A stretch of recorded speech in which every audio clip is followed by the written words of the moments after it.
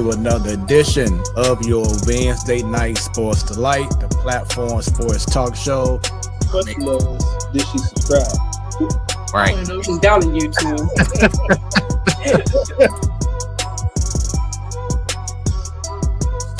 Representing from the Boondocks. What up, Jobo? Hello, what's up? Happy Wednesday. What up? She repping her Hey Sister Soldier look right now.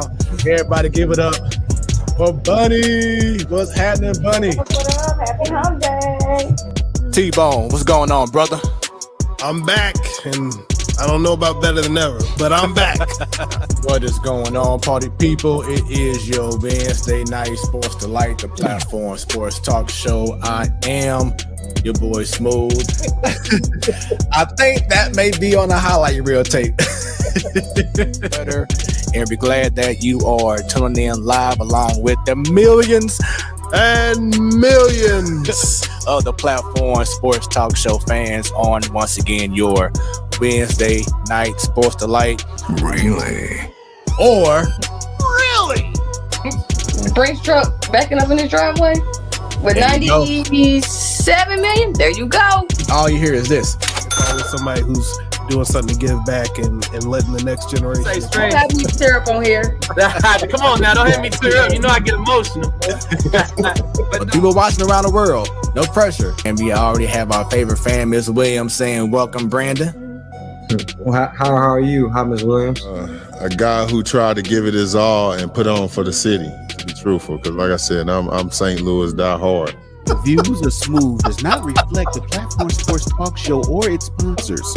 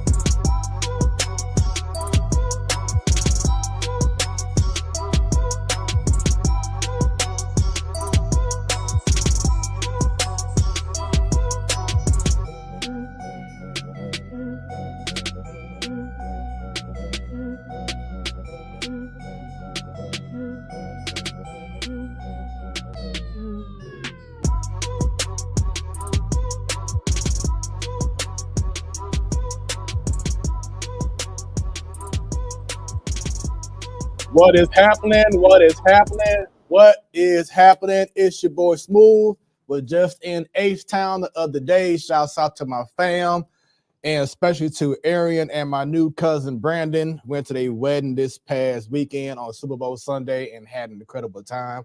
To my H-Town family out there, much love to you. To my fam, shouts out to you, love you as well. And to you all right now, tune into the Platform Sports Talk Show. Usually your Wednesday night sports delight, but it's special. It's Valentine's Day tomorrow.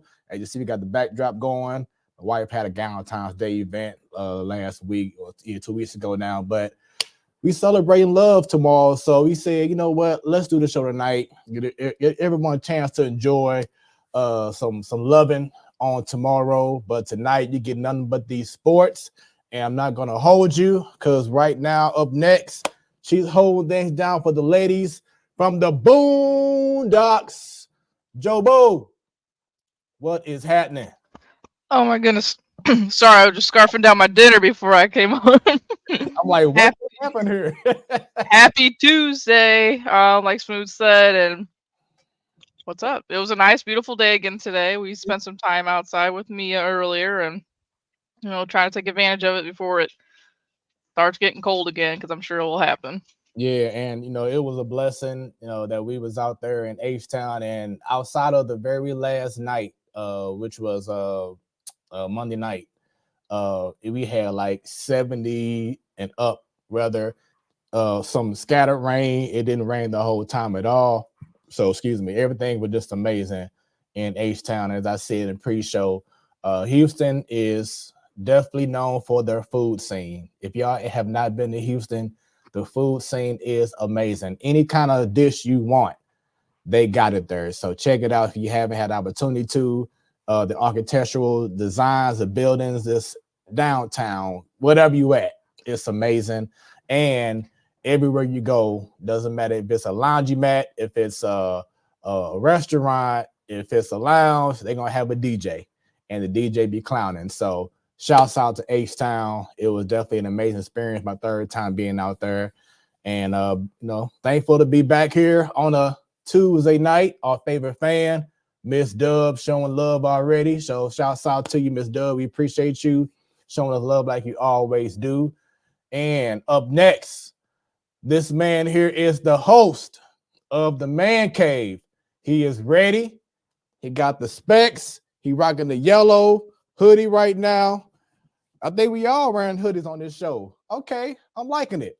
All right, this is my dude. He was in the West Coast in California, I think about maybe a week or so ago. So look forward to talking to him. Stan, what's happening, brother? Oh, hey guys, how's it going? It's going good. Reporting live on the, I don't know what side I'm on. Reporting live over here. It is Stan. Do not be alarmed. Do not be confused. Yes, it is a Tuesday, so we got the podcast going up on a Tuesday, baby. Yeah, baby, we here. As you can see in my notes, bang bang, Niners lost that thing. But we'll get to that in a second. Oh, hey Joe, how you doing? Always good to see you, especially after a 49ers loss. You doing good? You doing good? You doing great? Yeah, I'm perfectly fine. And I'm not as gleeful as you and our other guests, or not guests, but hosts. Gleeful indeed. Full of glee. I could care less, but I mean, I would rather the Niners win, but I really don't care. Do you remember the end of Rudolph the Red-Nosed Reindeer, where they said, as they shouted out with glee? That's the glee I got. I got the Rudolph the Red-Nosed Reindeer glee. I'm Christmas glee. That's how happy I am over here. Look, Christmas happened twice within 90 days. Man. So what's up, y'all? Happy Tuesday.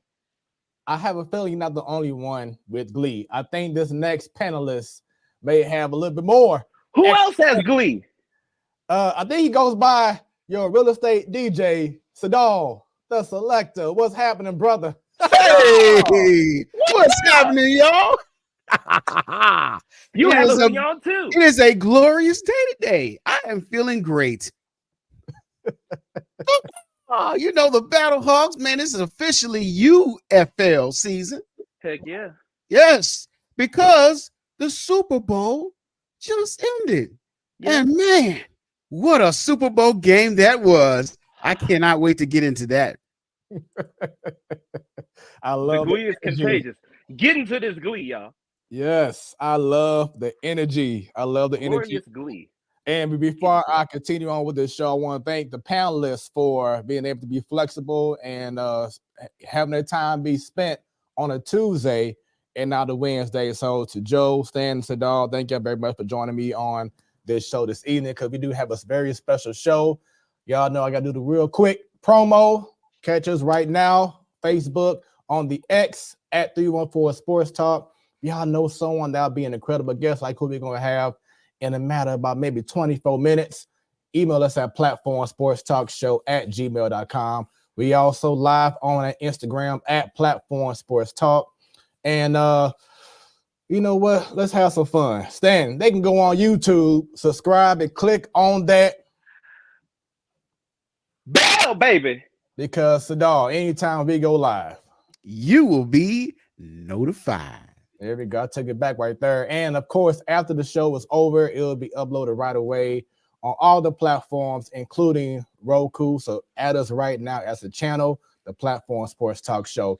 And if for some reason you can't hear us now, this week will be different because we're live on Tuesday. So we won't be on this Wednesday on Hot 365 Radio, but normally you will catch us every Wednesday live from 7 p.m. to maybe 10 o'clock sometime, maybe 9:30. You know, it kind of depends. But no matter what it is, we always hot, baby. There we go. On Hot 365 Radio, whether we are on online, hot365radio.com, or on the app, whether it's you got an Android or you got the iPhone joint. No excuses. You will always find us on Hot 365 Radio and on their replay on Sundays at 3 p.m. Central Standard Time as well. But once again, because this is not on live on Wednesday, it will not be on there this Sunday, but every other show normally is. And of course, every first Wednesday of the month, you have Ladies Night. Shouts out to the wonderful Ladies Night panel. They do an incredible job every first Wednesday of the month. And to round out the end of the month, we have the Man Cave. Shouts out to the fellas as well, as they hold things down in a major way. So let's get this thing going. Y'all already know what it is. You now have my attention. Outside of the obvious, what sports story or stories has your attention? Jobo, ladies first.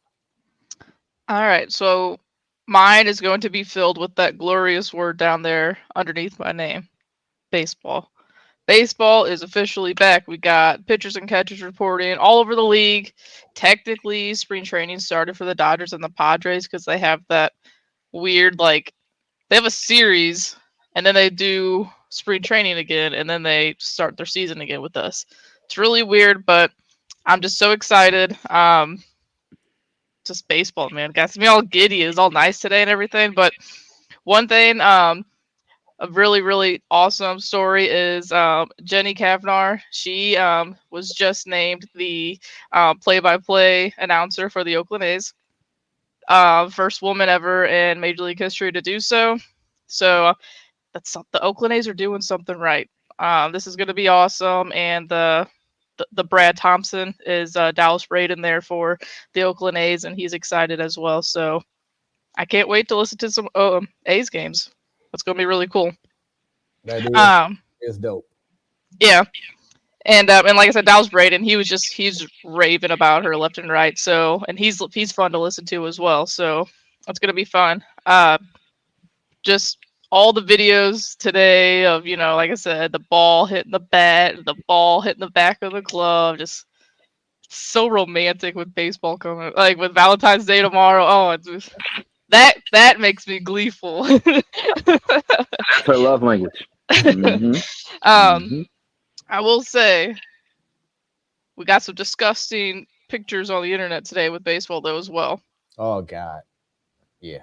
Oh, bad. Oh, yeah. Are we going to talk about that now, or are we going to circle I, back? I'm No, I'm we just can gonna save that later I on. don't know what you all talking you, about. you, No, you want me to save it for You later don't on? want to know, Sadal. All right, I'll save it, so all you'll have to see later on. But that's what I'll the teaser.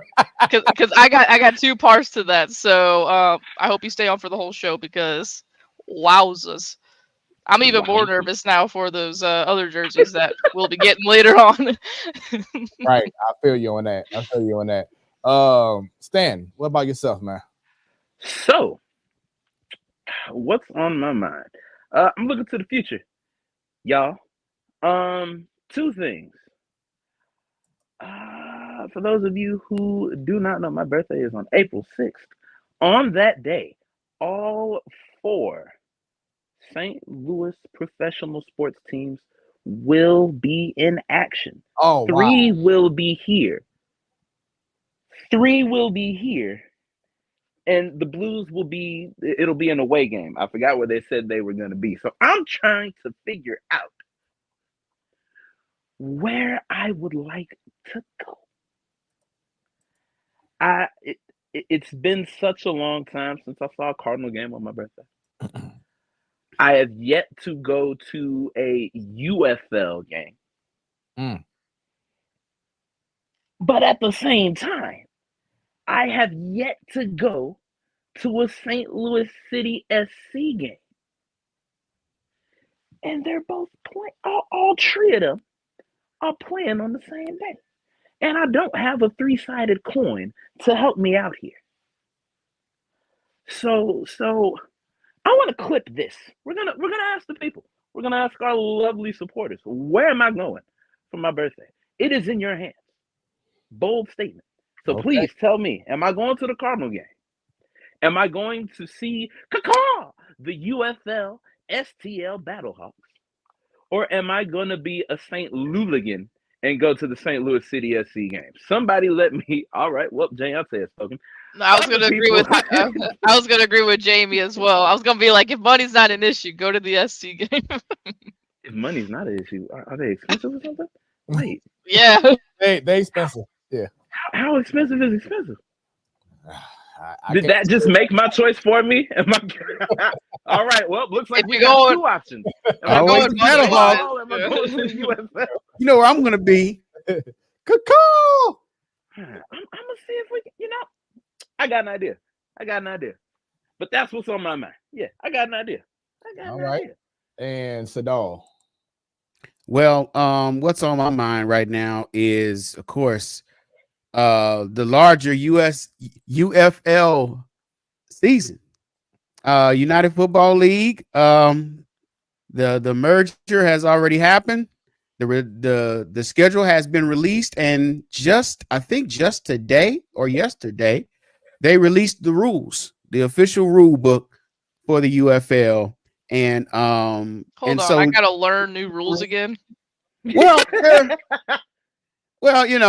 that's the nuances of a merged football league, but some changes, some stayed the same, but it's interesting. Make sure you know the rules. It could be costly. Yes, especially overtime rules and things of that nature. LOL. But of course, fun fact, I have been a season ticket holder for all 3 seasons of St. Louis Battlehawks football. So this is my 3rd season, and I don't need a poll to tell me where I'm going on April 6th. I'm going to be at the Battlehawks game. So yeah, my options decrease. So I might be there. I went from 3 to 2 like that. Ooh. I'm sorry, City, for putting y'all out there like that. I'm sorry, St. Louis City, but I'll watch it. Is fun. For looking out for my pockets. Soccer games are fun. I did enjoy myself there, but there's a long season ahead of us. So has everybody gone except me? No, I haven't gone to a game either. Oh, I was like, dang. No, we have a child and a house payment. I can't be going. Yeah. No. The only reason why I went is because my job had free tickets. Cool. So I'm gonna check on my job first. There we See go. what they got. There we go. Thank y'all. Dropping gems on this here Tuesday. And what I'll do for you, Stan, I'm gonna leave a reel of you asking the people where should you go, and we'll follow up on that. I got you. All right. So what is on my mind? Of course, this weekend is all about the NBA All-Star Weekend, and it's gonna be going down in Naptown. Let's see. The wifey says, "Ball out! It's your birthday, Stan." So. Them Bills don't care about my birthday, Jamie. But yeah, what has my attention once again? NBA All-Star Weekend goes down. It all begins Friday with the celebrity game and the rookie and 2-year the rookies and the veterans game, I believe. But of course, overall, this Sunday is the All-Star game. So these are the rosters as of now. Looking forward to the matchup. I just hope that these players, especially the older players, they set the example by coming out balling, not just shooting 3-pointers from half court. We shoot threes a lot during, regular season games. I hope that, and as you can see, no more NBA All-Star drafts, the team Giannis, team LeBron, and they picking guys and guys getting their feelings. This is traditional East versus West. And I'm looking forward to this matchup. You have a few, guys like Banchero, second-year guy who's in it for the East. You're seeing Jalen Brunson from the Knicks, Halliburton, who's been making noise from the Pacers. I'm looking forward to seeing guys like Shea Gilgeous-Alexander, his second year, joining the West. It was so crazy that Steph Curry isn't even the starter for the West for the first time in his career. That just shows how deep the rosters are and how the future is pretty much now in regards to NBA All-Stars. But something else that caught my attention in regards to what to expect with the All-Star Weekend. So this is going to be the layout for All-Star Saturday night. As you see on the right-hand side, you have this is going to be inside of Lucas Oil Stadium. The actual game will be in the field house where the Pacers play, but the All-Star Saturday festivities will be inside of the Lucas Oil Dome Stadium where the Colts play. And as you see, they got everything separated, and it's going to be crazy. They're going to have the three-point competition, the dunk competition, the skills challenge, all played in the dome on Saturday night. And then on Sunday, once again, they'll have the All-Star game back at the Conseco Fieldhouse where the Pacers play, which would be a lot less than what you see on your screen right now. But I'm just excited about All-Star Weekend. I'm hoping that all these competitions would be amazing. Speaking of which, I do have, let me pull this up here. So we have the 3-point contest participants: Karl Anthony Towns, Trae Young, Tyrese Halliburton, Damian Lillard, Malik Beasley, Jalen Brunson, Lauren Markkinen, and Spider Donovan Mitchell. So I believe Dame won last year. So look forward to seeing what's going to happen this upcoming weekend. And oh boy, do I have a surprise for y'all later on this show. Something just popped up on my screen. But also for the dunk competition, we have the returning champion, Mac McClung, who really showed out last year and did some amazing dunks. Didn't take him 15 tries to make one dunk. He is back. Last year, he was with the Philadelphia 76ers G League team, but now he's with the Orlando Magic G League team. But he will be back to reclaim his crown. He will be facing off against Jaquez Jr., Jaylen Brown, and Jacob Toppin. He's the younger brother of Obi Toppin. But this is the first year that a NBA All-Star in like 7-8 years is going to be a part of the dunk competition. So I hope that these guys bring it. They don't take 20 hours to make one dunk, and it's very exciting. So once again, NBA All-Star Weekend is on the horizon. And speaking of on the horizon, Sadal, Stan, got someone who wants to say something to y'all. Roast away. Roast away. Hey, real quick. I just want to take the lead here.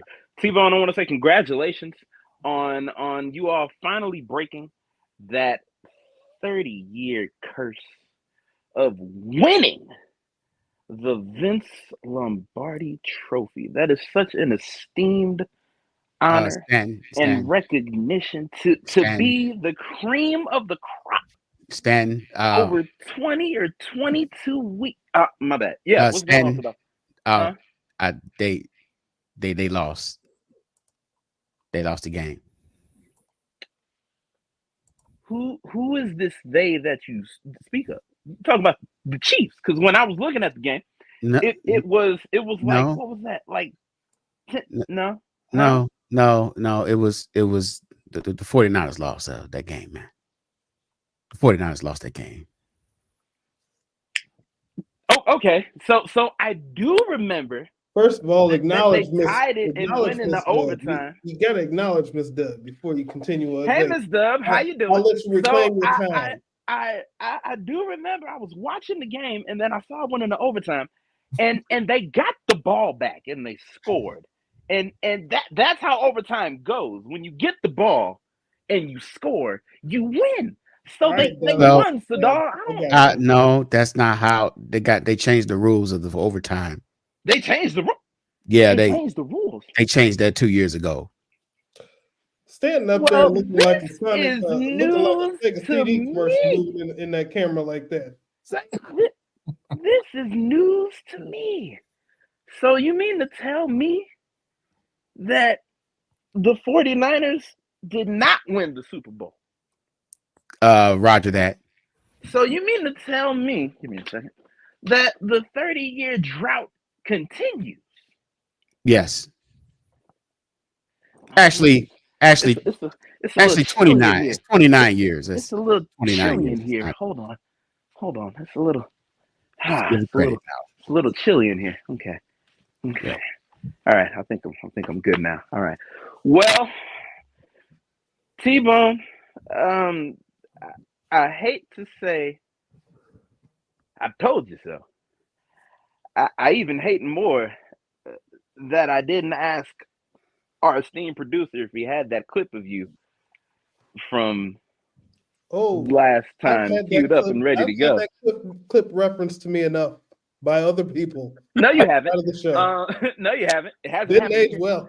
You know what? I'll save it for the man cave where we can all just join in on this joyous occasion. I'd like to tell you that my mother is a fan of the show because she's apparently seen the clip, and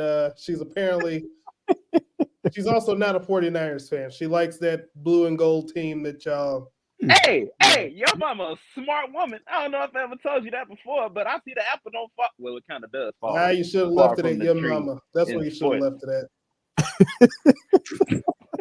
That's what I said to her.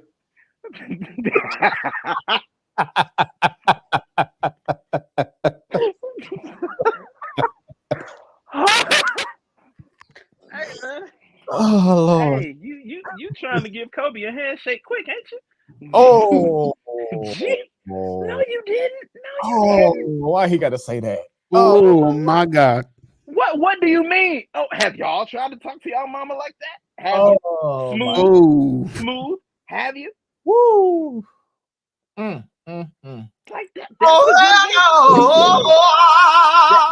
That's a good way to meet the mamba now. Like, gotta watch them words. Woo, you said your mama to your mama. Well, black people don't play about their granny right now. I hope she heard it right now. I hope she didn't. We need you for the man cave, brother. Well, I'll say this.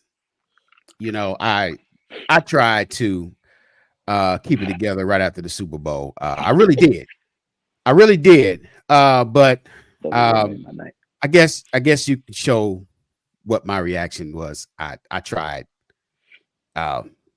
reaction.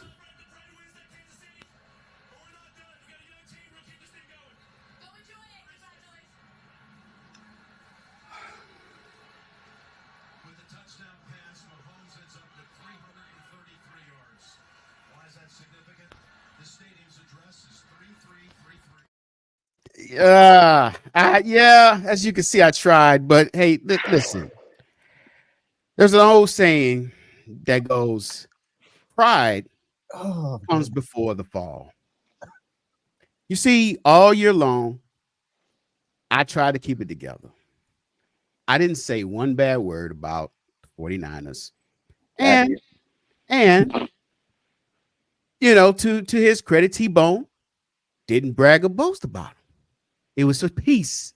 It was peace amongst the season, the 2023 season, until a couple weeks ago on this very show.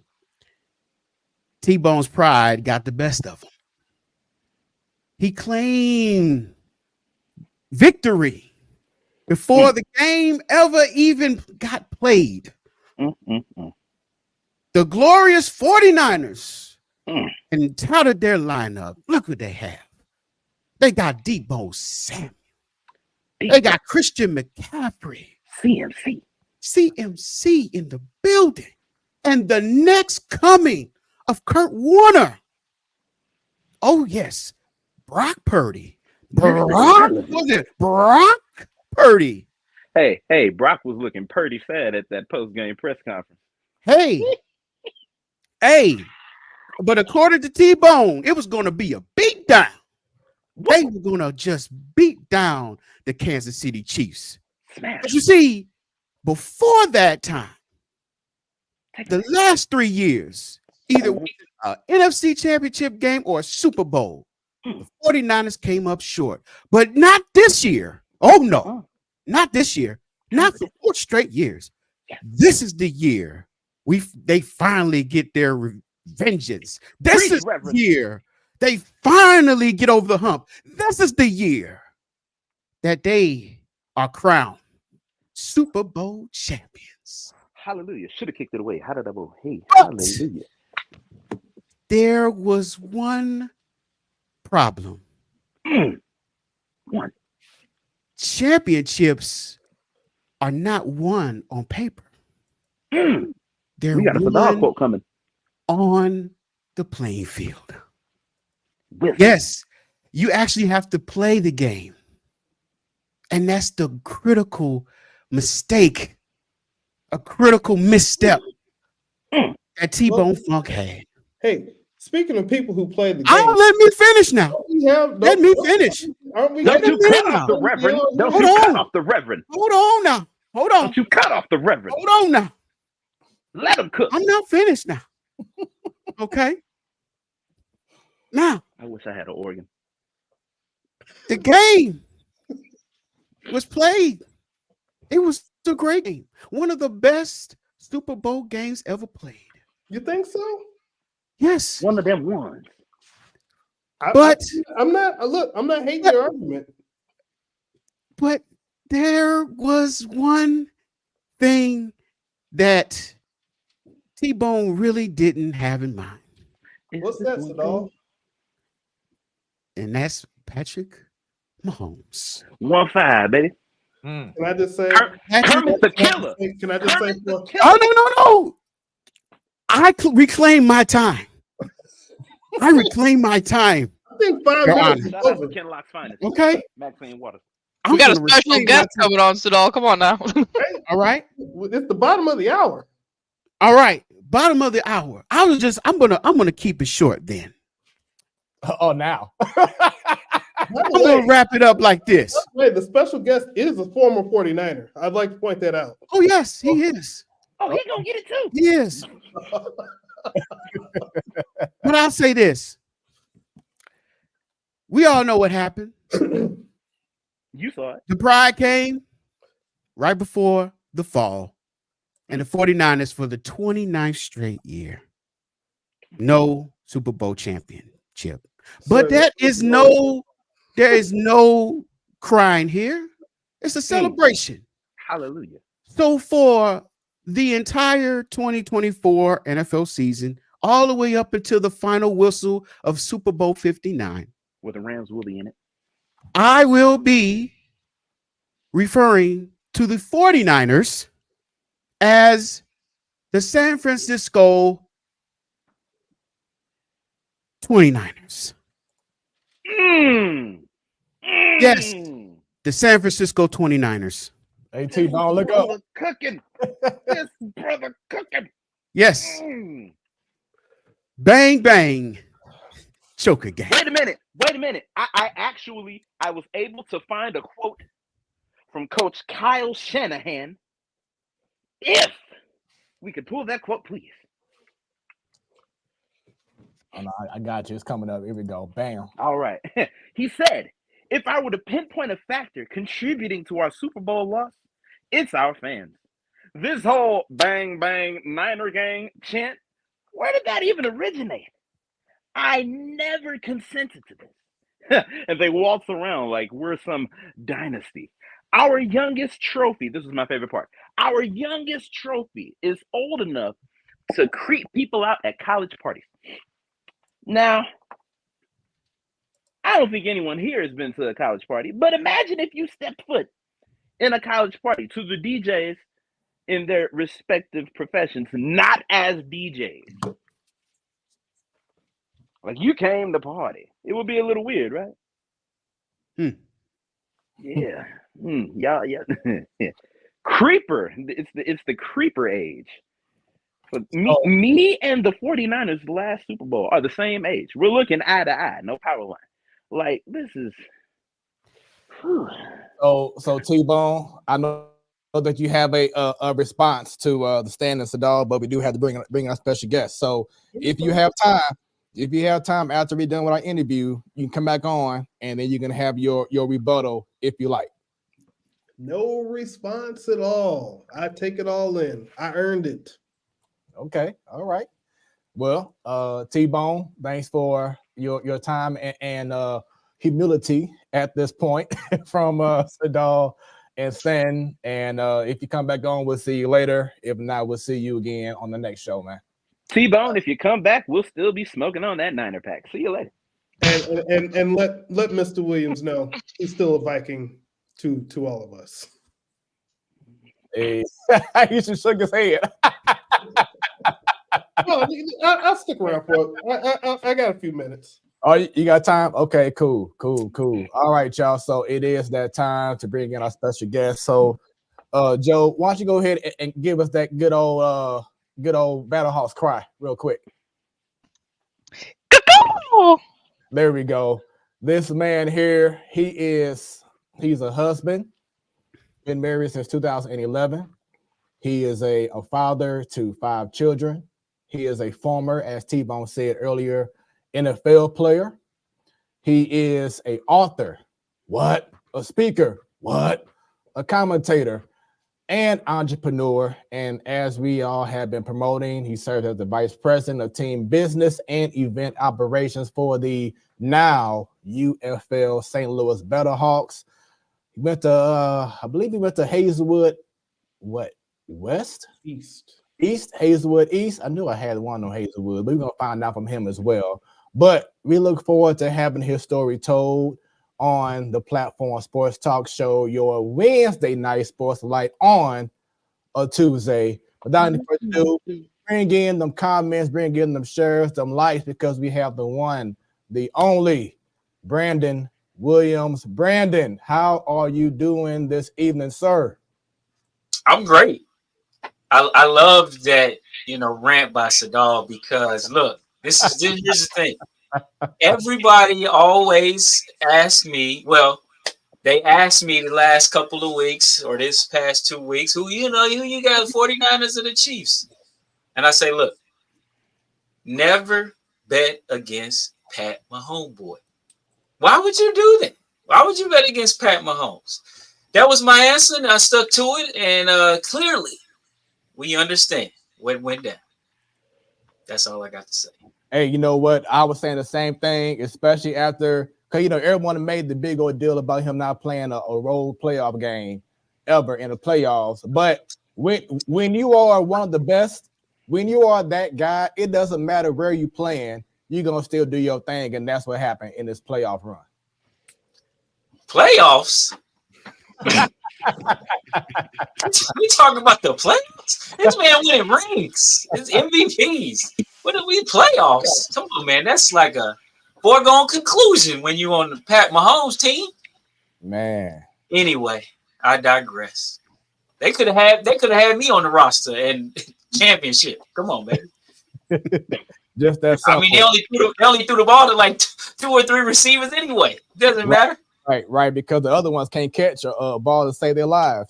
They can't catch. They just kept them on the sideline where they belong.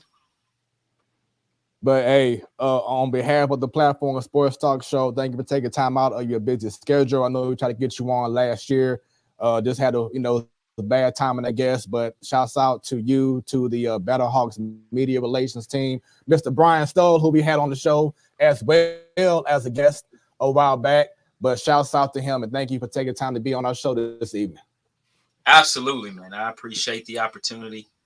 See some familiar faces, some old classmates, so it's all good.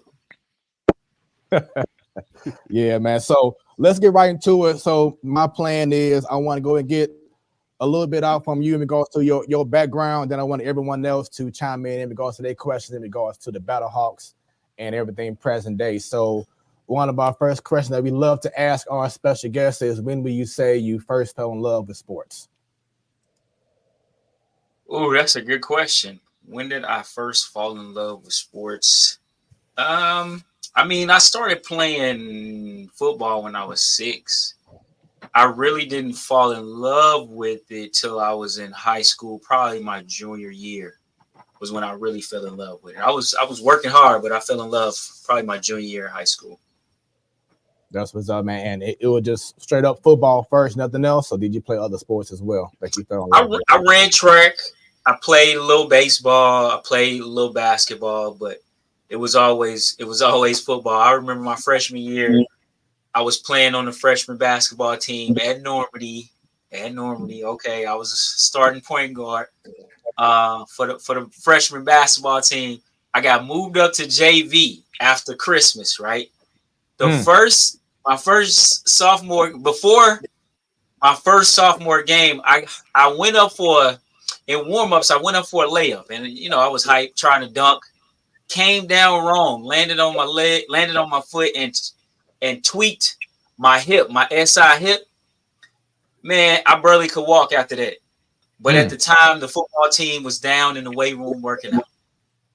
I took my jersey off. I walked up to coach and said, "Hey, this ain't for me. I'm about to go downstairs and go lift some weights to get ready for football. I didn't hurt my hip. I'm out of it. Never played basketball again after half of a freshman basketball season." Well, at least you did it when you was like 18, 17, no, 15, 16. That was 14. I was 14 and I was 14 at the time. At least, I said, I'm done. At least you did it during that age and not try to do it when you 41 years old like myself. Hey, but you know what? Gonna tell the story? That hip has given me problems all the way throughout my NFL career. I had to go to the chiropractor to get adjustments time and time again because of that one moment. I had to make a decision and I made the right one. I'm telling you. That's what's up, man. So just continuing on throughout your high school years. Once again, we went to Hazelwood East. What would you say was the Hazelwood East? Okay. What would you say was your highlight of your time at that school? I guess I would say senior year we went 13-1. We were state runner-ups in football. The same year we were state champions in track. And so though that combination of coming off that tough loss and then getting some revenge by becoming state champions in track and pretty much dominating the whole season was something that stuck out to me big time because it just goes into the story of, all right, we had a setback in football, but you know what? Most of the guys on the track team, we played football. So we was like, we're not going to lose another state championship and said we going to go get another one. So it was a lot of fun. I won the Spartan Award that year for track, which was the best athlete of the spring or whatever. And so it was fun, man. We got to, you go to signing day You have all your teammates. You signing letters of intent to go to college. We had like 9 D1, and 14 total with Division I AA get signed that year off that team, and so it's just a good time. That's awesome, man. Last question for me is two-part. Tell us about the experience that you had to deal with during your senior year, getting recruited to go into different colleges. What made you decide to choose Wisconsin?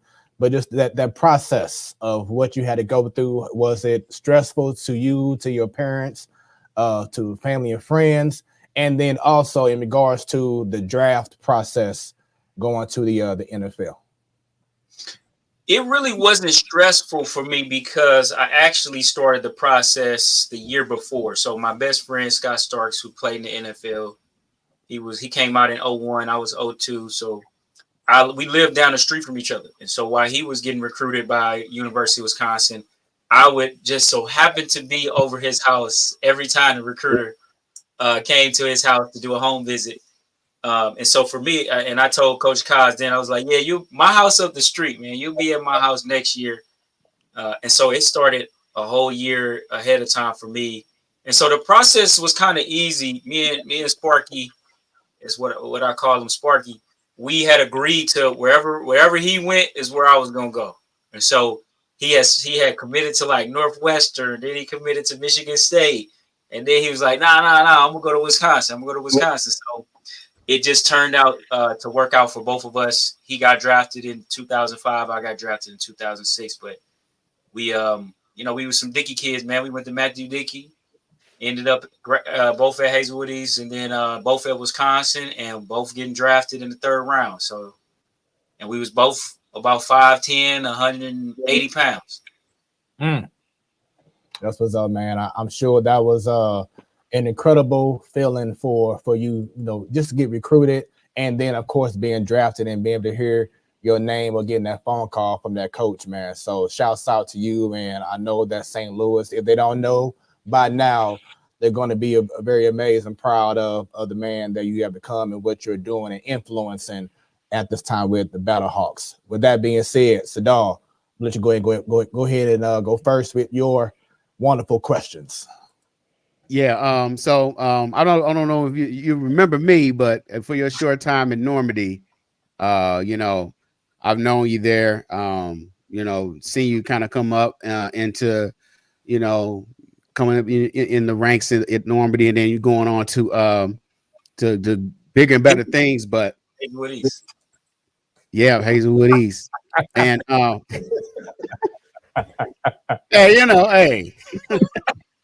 But I tell you what, it was a cool moment and also bittersweet to see you in that 49ers jersey on I think it was a rookie program. I was watching, I'm been a long time football fan, and so I always watched everything NFL, and to see you, somebody that I know, somebody I came up with, living out his dream in the NFL, man. Could you walk us through how that felt, during that time? Yeah. No, so growing up, I was actually a huge 49ers fan. I mean, huge. My uncle was a big 49ers fan. He would send me 49ers shirts every year, T-shirts at the beginning of every year. And then, 80s, 90s, they was winning a lot of Super Bowls. And so that was Jerry Rice, Tom Bradman, Joe Montana, Ricky Waters. I mean, Brent Jones, Merton Hanks. You could just go on and on and on. That was my favorite team. And then when Deion was there, so to get drafted by them, because I didn't expect to get drafted by them. My agent told me I would get drafted between the 75th pick and the 90th pick was when he said, this is where you projected to go. You're going to go somewhere in between here. So it was, the Rams had a pick at like 80. The Dolphins had a pick at 81. The Bucks had a pick at 82. And I think the Rams may have had another pick at like 83 right before me. And then Tampa had a pick at 85 and 49. And so I was trying to go to like Florida, or I was like, yo, I'm gonna be at the crib. I'm gonna be in St. Louis.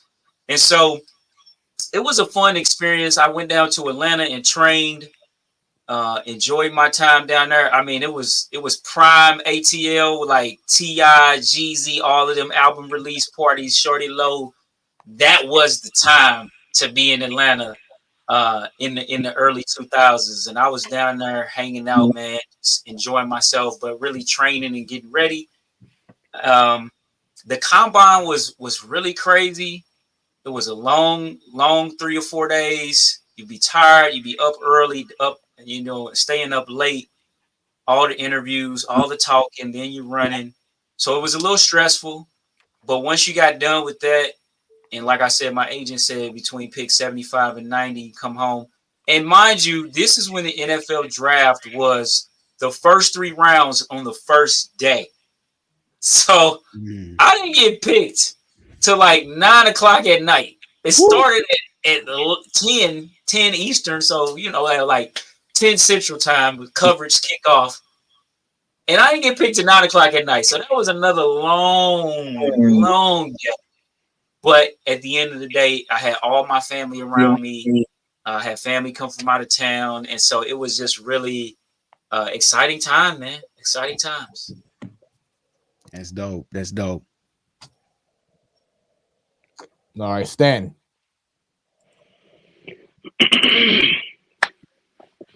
If you could just take us through what your highest moment of your NFL career was and what you would consider your lowest moment and how you got through your lowest.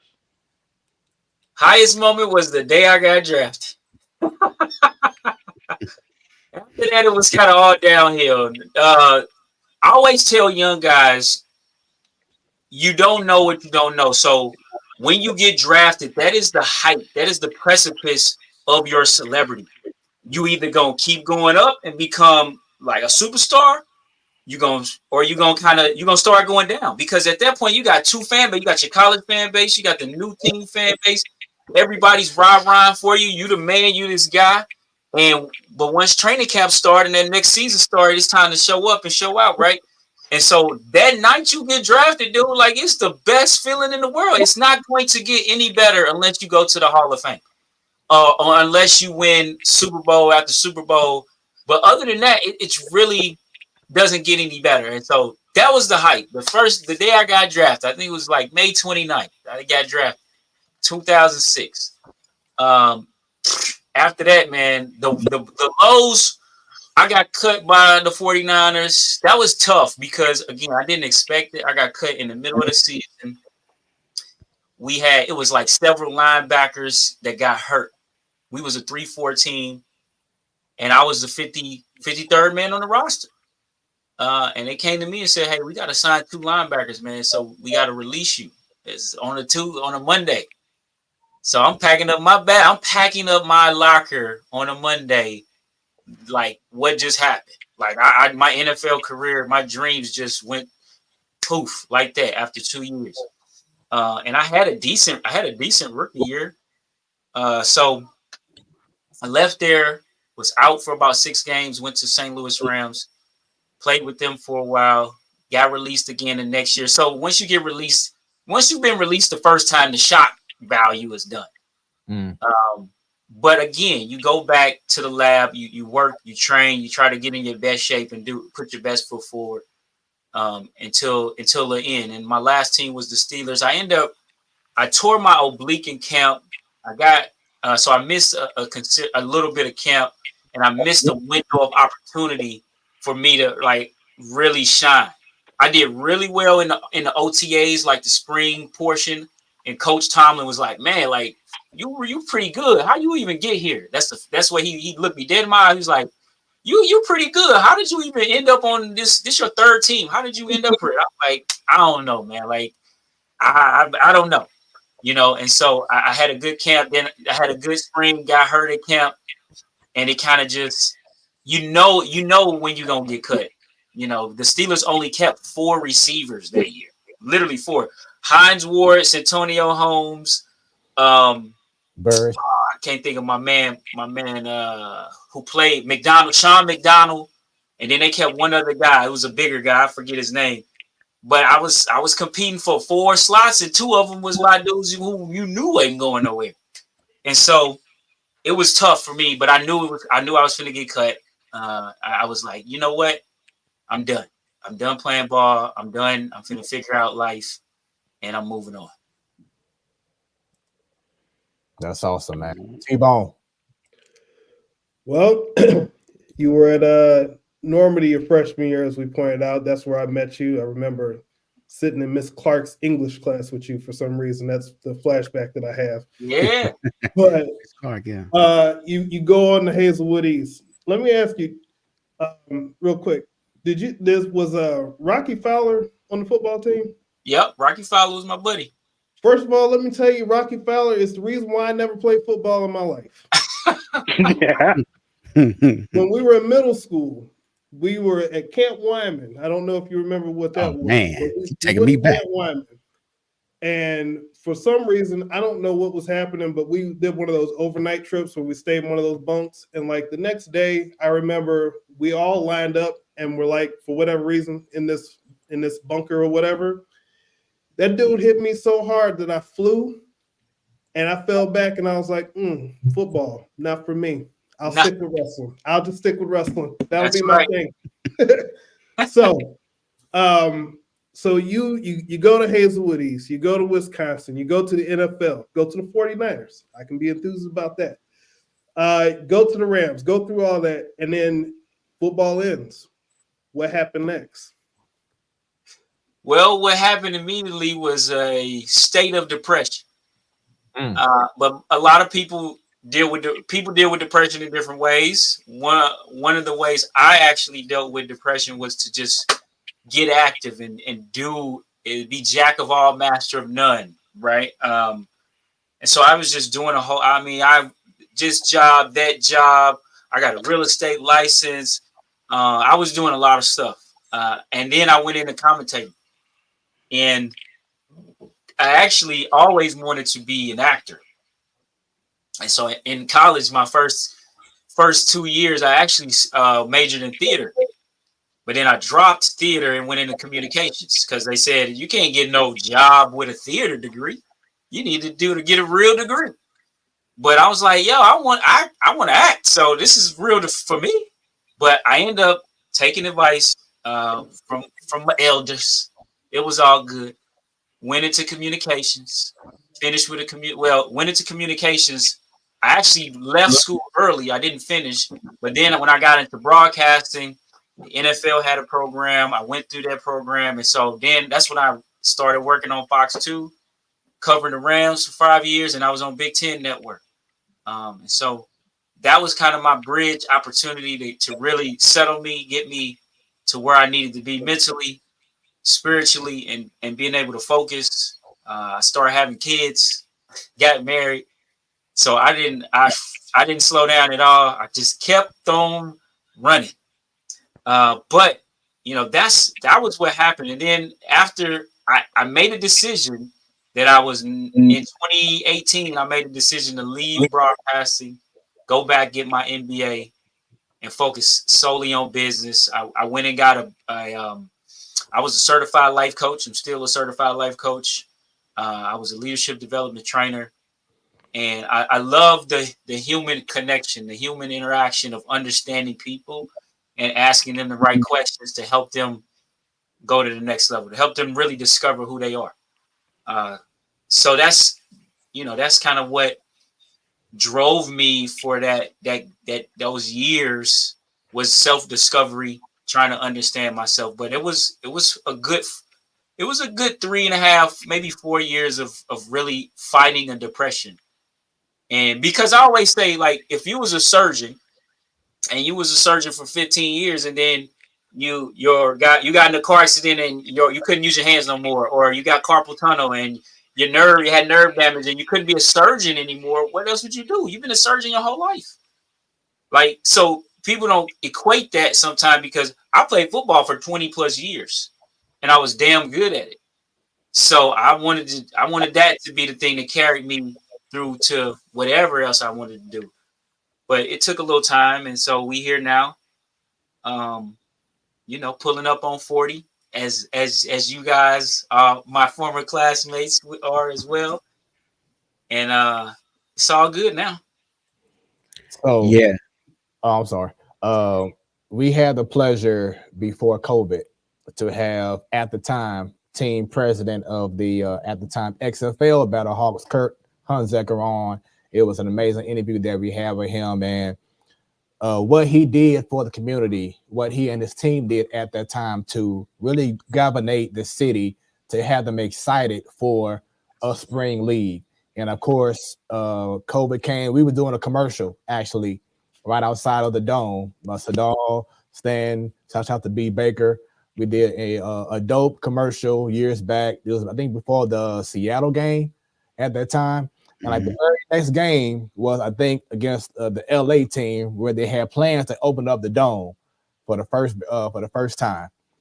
But now, seeing everything has came back into fruition, and seeing the energy, and seeing these fans come out in spurts and not lose a step from what they brought years back to now the new squad with you and everyone else who's part of the Battlehawks. Just tell us how it means for you to see people come out and just be themselves and enjoy the Battlehawks and fill out the dome and being known as that city that when you come to St. Louis, expect to make it feel like an NFL home game.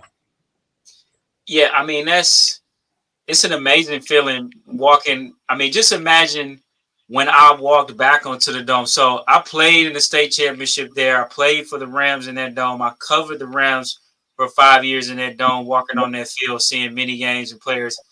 And then just imagine how it felt to have 38,000 plus people in that first home game at the dome, and just being able to stand on that field and just see how surreal that feeling was. It was all a testament to the fandom that we have here in St. Louis, man. They just love the game of football. They love sports. We are sports fanatics here in St. Louis, but football holds a special place to us. We have a love affair. I say we have a love affair with the game of football, especially with, losing 2 NFL teams. We all were unfortunately alive when these teams was here and gone and back and forth. So we understand what these fans have gone through. And just to see the support, the team, they love it. They can't believe it when they come here. They like, man, this is crazy. Like, we never would imagine that these fans will be coming out like they're coming out. And so we just let them know, like, look, it's going to be a NFL atmosphere here, man. So get ready, put your best foot forward, because when you show up and you play well, the fans really take a liking to their team. They really support you and shout you out, and they're going to show up rain, sleet, or snow. And I was so blessed to be able to come after Kurt, because Kurt was doing an amazing job. I loved the trajectory that he was on. And last year, I feel like we picked up the torch and kept running with it. And in 2024, I'm excited because I know we're going to get over 40,000, but I want to see how close we can get to 60. I love it. And I feel like St. Louis can do that too, man. Yeah. Just on that same vein, I think a lot of that has to do with the football teams that we had. We inherited those 2 teams, whether it been the football Cardinals and the Rams. The Battlehawks are the first football team that we can call ours. It originated right here in St. Louis. And so after that, and then just the lies being told about our fans not being as loyal and all that. But going into the 2024 season, now I'm been a season ticket holder ever since the Battlehawks been here. I'm season ticket holder now. What can the fans expect for next year? I heard a couple of stories about some upgrades, but what can you say we can expect next? Upgrades.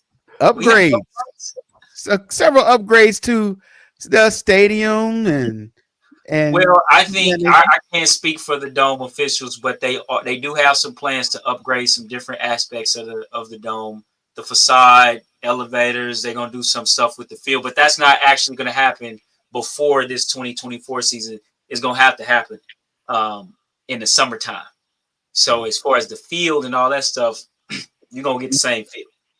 But the team, I've seen a lot of the moves. I know you guys have seen the acquisitions we've made and some of the players we've added, but the coaching staff is really, really excited about this team, and they really feel like they upgraded and built upon what they had last year, and they feel like they are the better team in the league this year. So, I don't know if all the pieces to the puzzle are there yet, but I'm just gonna be excited to have some games. I'm gonna be excited to see what the 2024 version of the UFL is going to be like, and I know it's gonna be some good football. Because at the end of the day, we want to see good football. That's it. And if that's taking place, then we good. absolutely. I have one question. I'm gonna see if I can get us a little exclusive here on the Platform Sports Talk Show. Can you give us an update on the status of AJ McCarron, if you got it?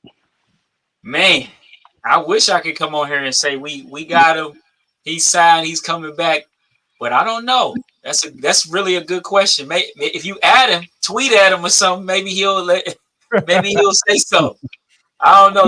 Man, I don't. Thought I had it here. Dang. I thought I had it. I don't get to talk to the players that often out of the season. But hey, I hope, I wish him the best. And if he wants to be a Battlehawk, we right here, baby. Hey, come on back to St. Louis. You know what I'm saying? We are right here. Speaking of being right here, question 2. I'm not sure if you are aware, but on April 6th, the St. Louis Battlehawks do have a game. Not sure if you knew that. Thought I'd let you know. I don't know. We're all about breaking news. Thank you for adjusting my schedule. No problem. Glad I can help. That also happens to be, I'm not even going to speak personally here because that is my 30th birthday, but that's not why we're here. That also happens to be if I'm not mistaken, that'll be the weekend of and producer, correct me if I'm wrong, 7-year anniversary of the Platform Sports Talk Show. Correct? Wow. Will that be 7? Correct. That's awesome. That'll be 7 years. So I'm going to take a shot in the dark here with birthdays and anniversaries, such joyous occasions. What would we at the Platform Sports Talk Show have to do in order to get some type of inclusive, like not VIP per se, but maybe PIP, some pretty important people. Not very is boastful. Very is, it's too much pride in very. But if you say you're pretty important, it's like, yeah, we're pretty important, right? Like some PIP passes. Not. That was a very, very long way of just saying, "Hey, can we get some tickets for April 6th?"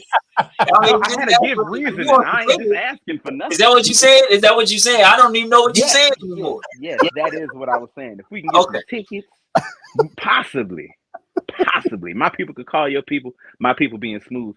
And we can work this out. We may be able to work that out. That's definitely a topic of conversation that we could talk through. I think we may be able to help you out on your birthday. So hey, Smooth, timestamp and cut this for leverage. I got you. So I do have a question about the behind the scenes. Shannon brought up AJ McCarron, but is it true? Not true, but the process about from one season to another, unless a player goes to the NFL, the players who you had on your previous team, are they still on the roster, or do you have a whole nother draft to bring in a whole nother group of guys? Oh, great question. I'll say this. We do still retain rights for players who go to the NFL, but I don't know a whole lot about football operations, quite honestly. I'm on the business side, so I stay focused on the business side, but I do know that we retain rights of players no matter where, if they go to the NFL, and then when they come back, they have the right to sign back with us. We can't stop them from. So, like, let's say AJ McCarron was coming back to the UFL. The Battlehawks have the first right to sign him. Let's say he don't want to sign with us and he wants to sign with someone else. We can't stop him from signing with someone else. Gotcha. Because we get the first right. If he say, yeah, I want to sign back with y'all, we good. If he say, no, I want to sign with another team, he has the right to do that. Got you. Another question. I know that it's probably going down again this year where training camp and practices will be held in Texas. I know people was like, man, how come they don't do it here in St. Louis? We talked to Coach Anthony Beck last year before the season started. Has there been any talks in the future of having training camp or practices be local and not be in Texas as it has been in last year and probably this year as well? Yeah, that's a good question. I think what happened last year is the hub model actually worked out pretty good for them. And until they go to a model where teams are individually owned, I don't think that's going to happen. I think they'll stay with that hub model. Got you. Now, to your point, though, it may be some situations where they may have a couple days of practice during training camp or something, where they come up, to St. Louis and have a couple days of practice in different markets. That would be a cool thing for the league to do. Like, let's say two teams, you know how the NFL does the week-long of practice against one team. Maybe it's a situation where, hey, they bring two teams here. They do a scrimmage. They have a whole day, and then they do the scrimmage. Right. As a way in each market, right? In a couple of the different markets. So, yeah. And I'm pretty sure you and others are on it, hopefully. But it would just be great to have the Battlehawks players doing things in the Lou, prior to the season or, within the season, just to be out there in the community, doing different events, doing commercials, showing up to a Blues game, showing up to a Cardinals game and stuff like that. So is that something that you see is in the works, having the players more involved in the community and not just being there 24 hours prior to a game? So that was one of the things we kind of talked about and was trying to lobby to get the players to be here a little bit more, not just because we wanted them, but they wanted to be in the market a little bit more. But again, the way everything is kind of structured and set up, it is a challenge to get them here more than 24 hours prior to a game. What we maxed out. We maxed out what we could do in that model. We had players that we had 2 or 3 different player engagement activities every single home game. And so we tried to maximize their exposure to Siteman Cancer Center. It was a great visit to the cancer hospital to visit people of all ages. It wasn't just kids. It was, Siteman does all ages. They went to the zoo. They was at the Arch.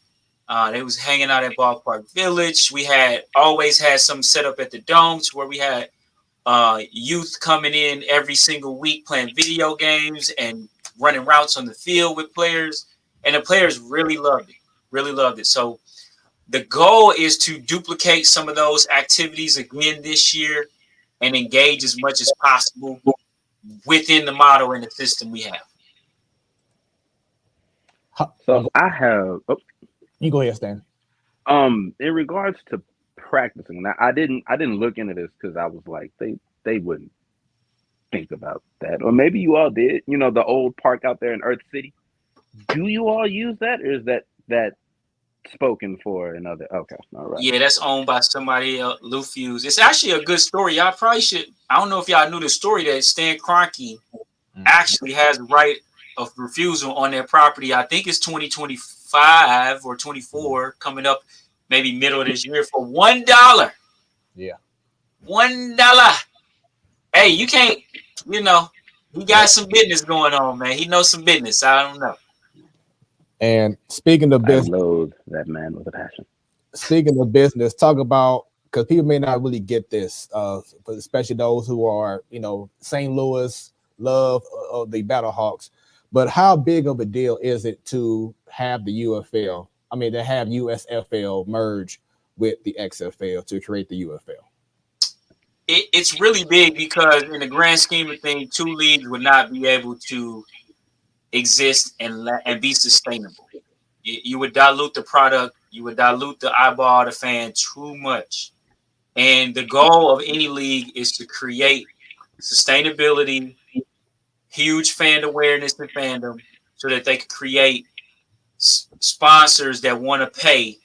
Just like you've seen in the NFL Super Bowl, you had 130 million people watching a halftime show. Creating that type of energy and engagement for a league is monumental. And now in this case, you got spring football. You have two leagues that came together. The goal has to be, I'm just shooting in the dark here. The goal has to be to build it up to where it is a league that feeds the NFL. That's not, I want to be clear. That is not something that I was told. That is not something that the UFL, USFL, XFL have been talking about. But if I was building a league that's in the spring, I would want it to eventually get to become a feeder league for the biggest game in the world. Mm-hmm. And I ain't talking about soccer. Y'all know what I'm talking about. But you got to get to 16 teams if you're really going to create sustainability and have a spring feeder league to the NFL. So we're at 8 right now. We have to assume that as we grow, we're going to try our best to get to 12 and then try to get to 16 and figure it out from there. That is my synopsis. That is my business cap. That is not by any means stamped by any league officials. Do you need a disclaimer? Because we'll give you a good one. Put a nice disclaimer on. Now, I don't want the views of Brandon Williams. Talking about that the UFL is about to merge with the UFL. The views of Brandon Williams do not reflect those of the UFL, the XFL, the USFL, nor its other employees. Exactly. There we go. So how big is it to market cities like St. Louis and others who are striving to get that like San Diego and how they lost the Chargers? How big is it to market, to look for those markets, even teams that don't even have an NFL team, but they just have that passion for football? How big is it for the UFL to reach out to those markets to get them on board as well in the future? It definitely depends on the market and what kind of, again, sustainability you can create. The biggest challenge that I've seen over the last 2 years is relationships and negotiation with stadiums. Right. Because you got to navigate schedules. It's not easy to make a schedule. And then if you're playing in a building that has multiple sports teams and they're playing at the same time sometimes, that's a challenge. It's not just saying, hey, man, it's 10-week season. Pick a week, pick a day on the weekend. What you waiting on? That's not how it goes. So finding enough facilities and places, that's a big challenge. But I think, and then again, you want to look at cities that don't have NFL, right? So you want to give them a shot to see if they can do some big things. But I look at a city like Indianapolis. I think they could thrive with a spring league team. You know what I mean? So, but they already have an NFL team. How does that work? Where they gonna play? Are they gonna play here or there? How do they want to set it up? But I think that's a high market, to be honest. But it's definitely, I'll say this. We brought about $9 million in economic development to the downtown area in just those 5 games. Yeah, so that's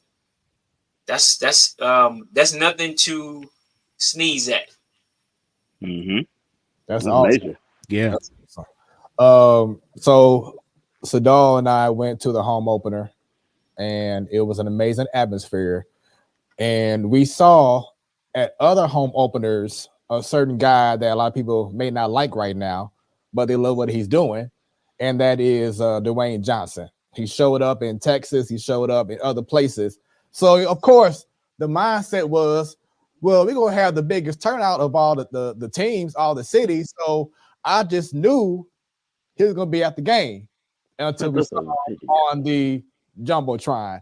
And I was like, oh, come on. So were there any talks of him probably trying to make something happen? I know he was busy doing Oscar week, I believe, that time frame.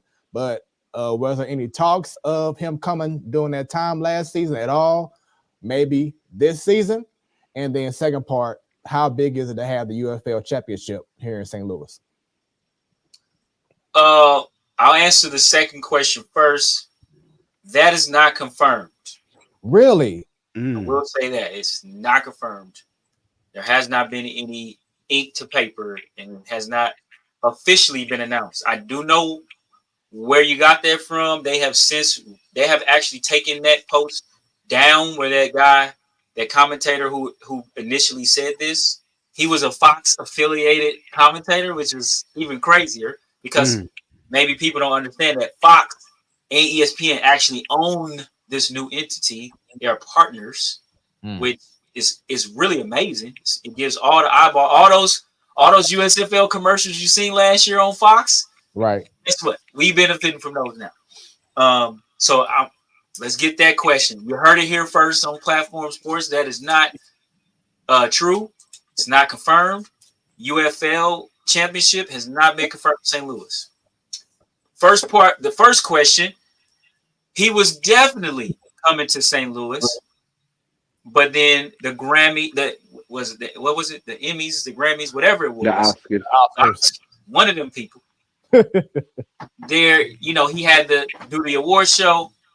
Then the writer's strike stopped him from even talking about anything. He couldn't. They was on the strike, so he couldn't really talk about nothing. So he couldn't go nowhere. So I think the impetus is always for Danny and him to come in town, because I've been saying it. I say it every week on every call that I get on when I'm on league calls. It's like all he has to do is make one tweet and say he will be in the building, and boom, we're gonna sell 60,000 tickets. What are we waiting on? Why are we playing around? But again, as my man said, these are not league opinions. These are my opinions. So, Stan, the views expressed of Brandon Williams do not express those of the UFL, the USFL, the XFL, and their respective employees. Show you right. That's what's up, man. So before we continue on, I know you have a tight schedule. Do you have time for post more questions, or do you have to go? I got a couple more, and then I'm good.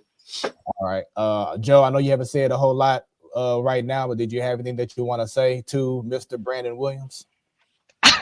No, right. I enjoy listening to every time you're able to get someone who's played a professional sport before. I love hearing, how they got to that point in their lives, and then, it not working out the way you wanted it to work out and whatnot. Like, I enjoy hearing that, and now you're still somehow, some way, still doing what you love, and still a part of football.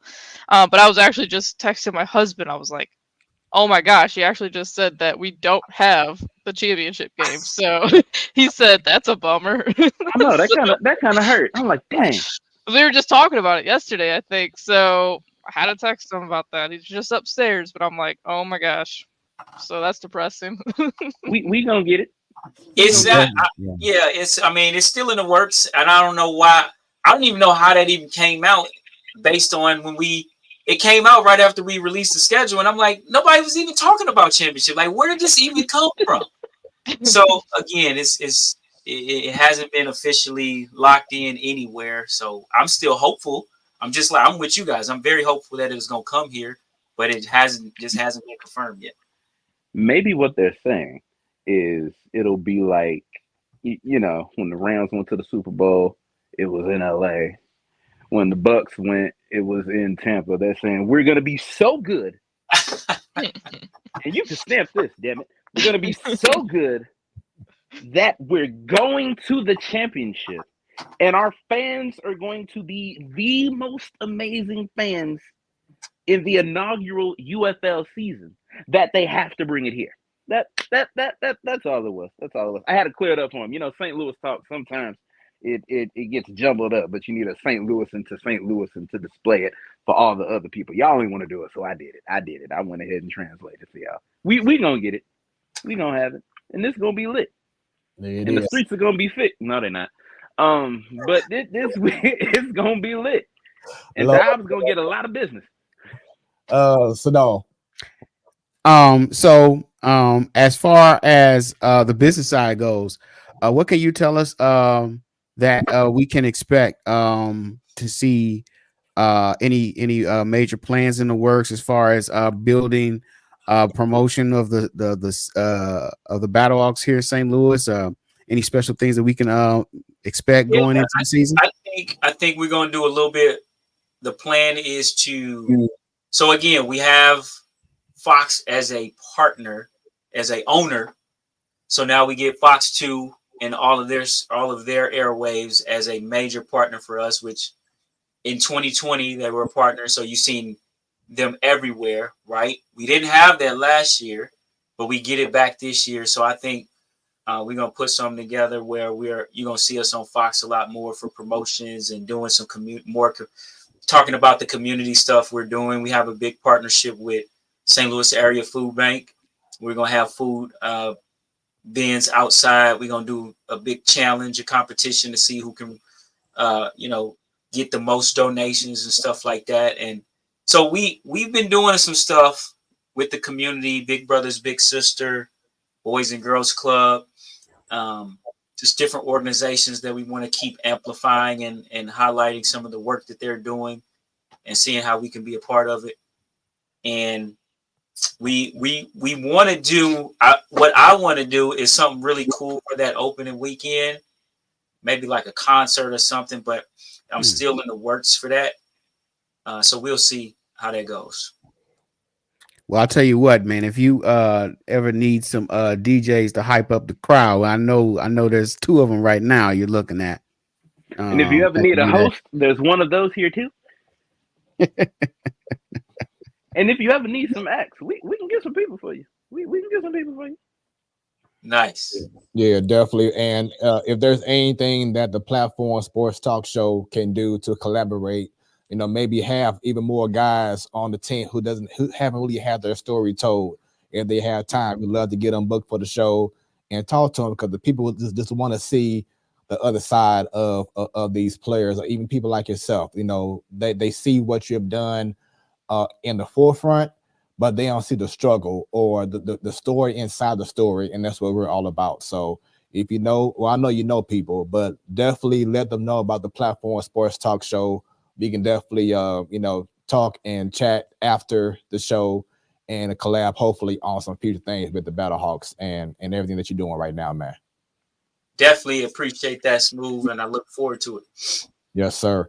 Lastly, how has it been balancing your time doing what you're doing with the Battlehawks, along with being a father and a husband? Oh man, this year has been crazy. It's been a lot going on in the beginning of the year. But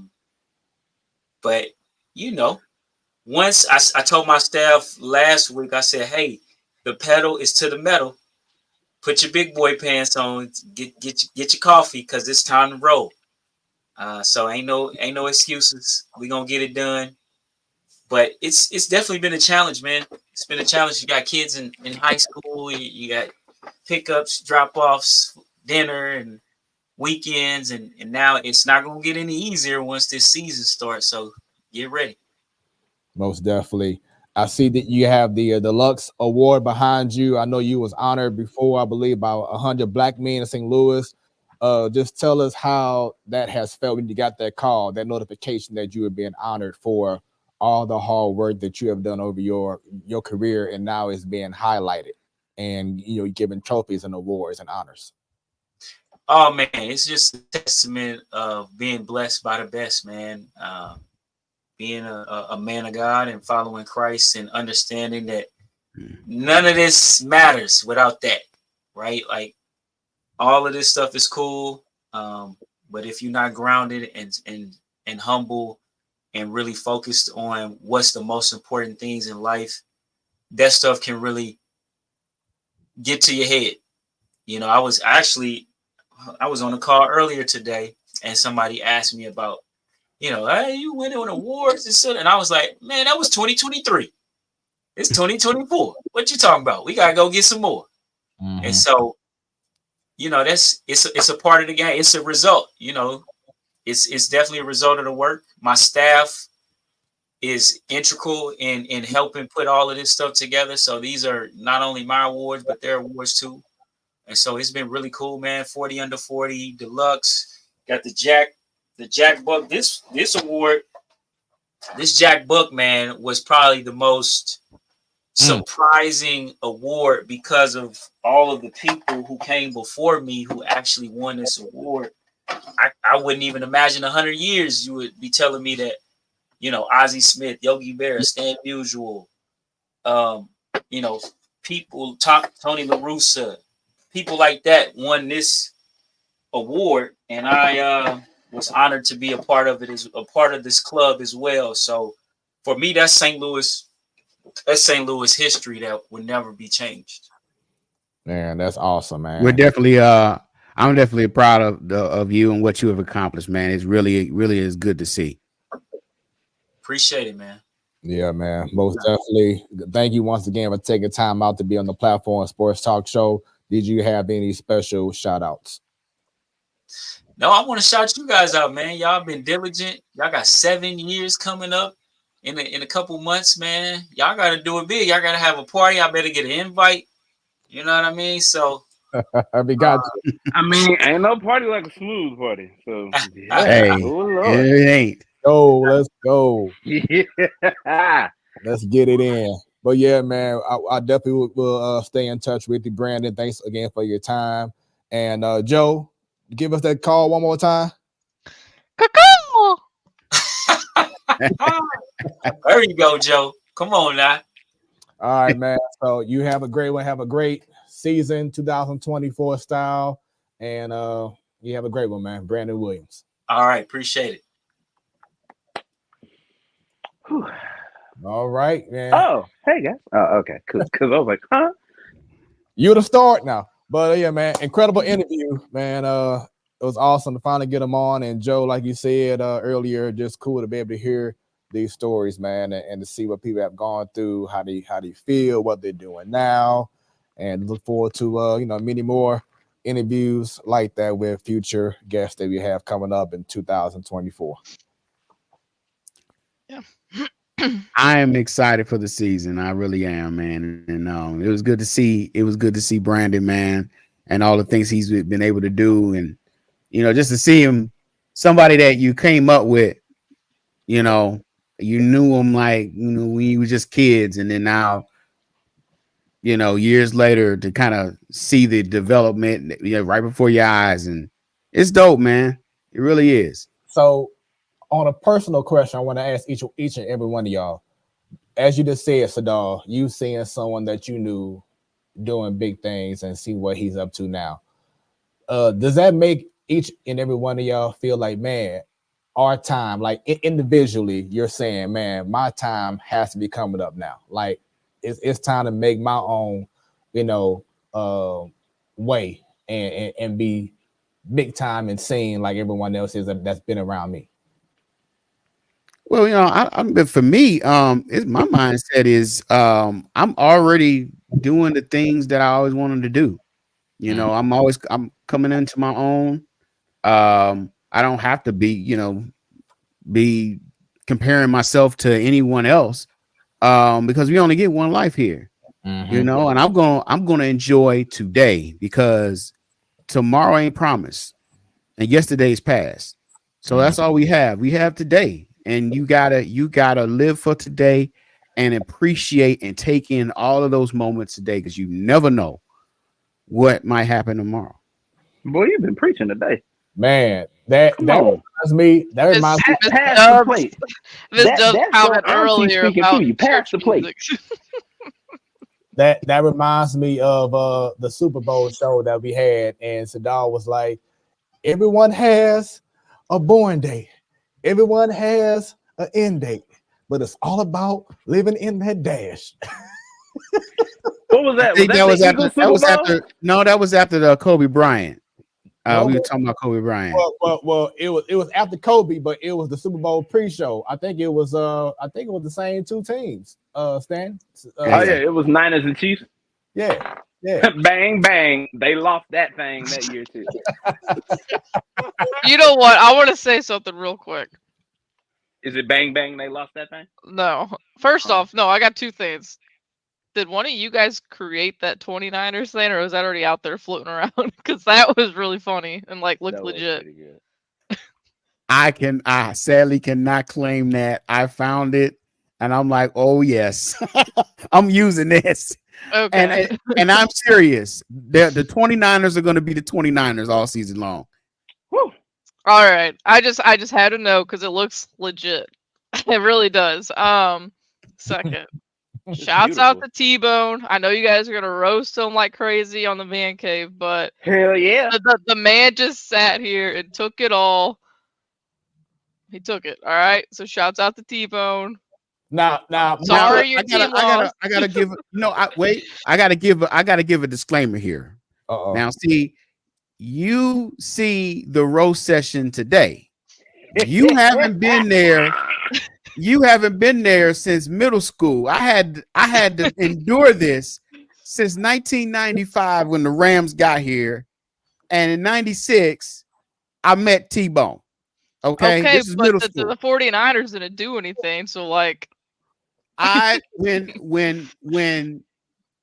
Ken Norton Jr. was punching our goalposts, and Dana Stubblefield coined the phrase "same old sorry ass Rams." T-Bone was there just laughing all the way. And I had to endure this all those years. Up until 99, I had an opening. 99 to 2002, and then the rest of that I had to hear about. 49ers. So you had to hear about that time to get them back.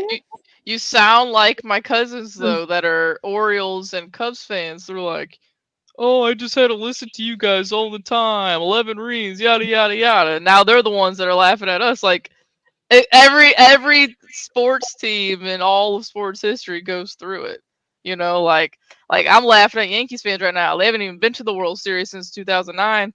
I was a freshman the last time they were in the World Series. Like the Cowboys, we roast what's her name all the time. Annie. Like, yeah, Annie. Annie, so like everyone and now we're going through it as Cardinals fans. Every sports team goes through it.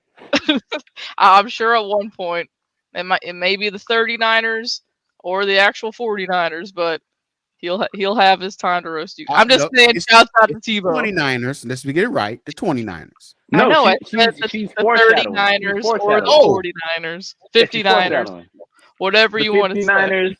Wait, can I? No. One of these days, he'll have his last laugh, but it ain't today. Not today. It ain't today. Not today. Oh Lord, the 69ers. Oh Lord. Oh no, Lord. I said 6-9er because they some rats. Yep, I dodged that. This is a family show now, eh? I didn't say it. Look, because that's why I took that pause when I said 50. I was like, I had to think of I had to reroute and represent another way. Rerouting. So had to take that back to the drawing board and erase some lines. Of getting the last laugh, the Chiefs on this play here, Mahomes to Mecole Hardman in overtime with the clock running down. I'm like, what is going on? How come they didn't call a timeout or something? But they was like, no, we got this. Mahomes got this. And they won the game once again in overtime, in which I think Stan brought up that some team doesn't realize the overtime rules and how things apply in overtime and how it's different than the regular season. Can I say something before they go on this rant though?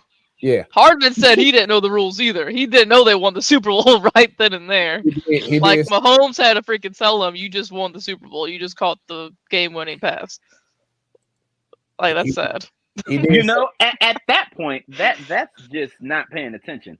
Because if they had an overtime plan, because I think Chris Jones said they had an overtime plan. So that's just Mecole Hardman not paying attention. They talked about it. They said they went over the rules. They went over overtime rules since last year. So he just wasn't paying attention. He shouldn't have came out and said that. He might get cut. You got to pay attention. You got to pay attention. You just told us the whole year you ain't been paying attention. I don't care if you just won us the game. Everybody on the line. Why you wasn't listening? So on the flip side, because a lot of 29ers players were saying that they had no idea about the OT rules, which is a bad reflection on the head coach. Because man, this go ahead. Yeah, I mean, it just, you have to know all the situations to be prepared for, no matter what's going on. And if you got multiple players saying the same thing, that they didn't realize what the OT rules are, then that's a bad reflection on Kyle Shanahan. Go ahead, Stan. The last 15 minutes of Super Bowl 58 are a showing of bad coaching from Kyle Shanahan. Let's take it to the coin flip, right? I'm guessing he didn't know the rules either, because in the new rule, everyone gets a turn. Right. Everyone is guaranteed one possession. Why would you look to receive? I would have deferred so quick. That goes towards my point. Glasses off. That goes to what I've been saying this entire playoff. You know what I've been saying? The issue is time management in different forms. Time management.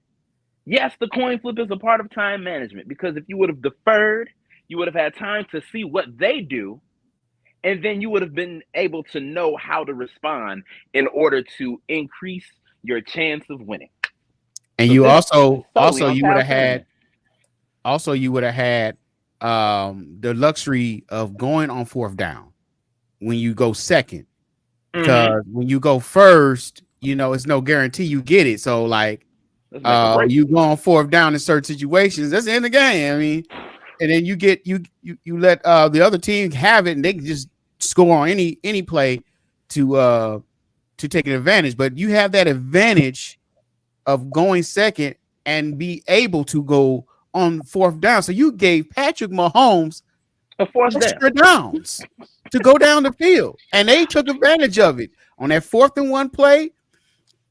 It really showed, you know, because which is crazy, if they would have went first, they probably would have never went for that. And you know, they stuffed Patrick Mahomes' scrambling game the entire game. And then when it mattered the most, crumbled. Kind of like the diamond in that old ass ring that San Francisco has.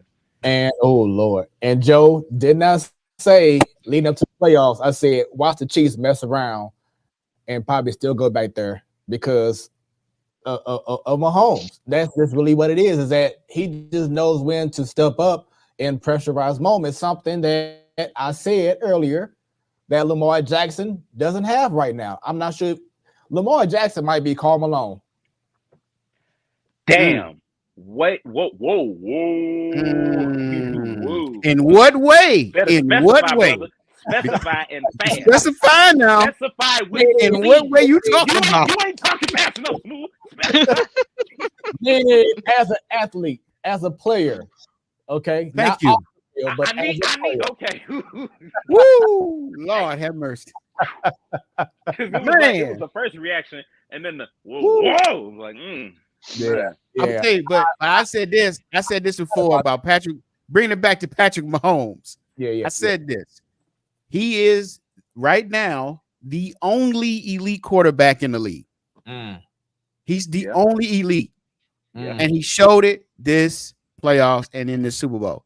There's great quarterbacks. There's top 5 quarterbacks, but you talk about elite quarterback, somebody that puts the team on their back and not no team managers, I'm sorry. Hey. I'm sorry.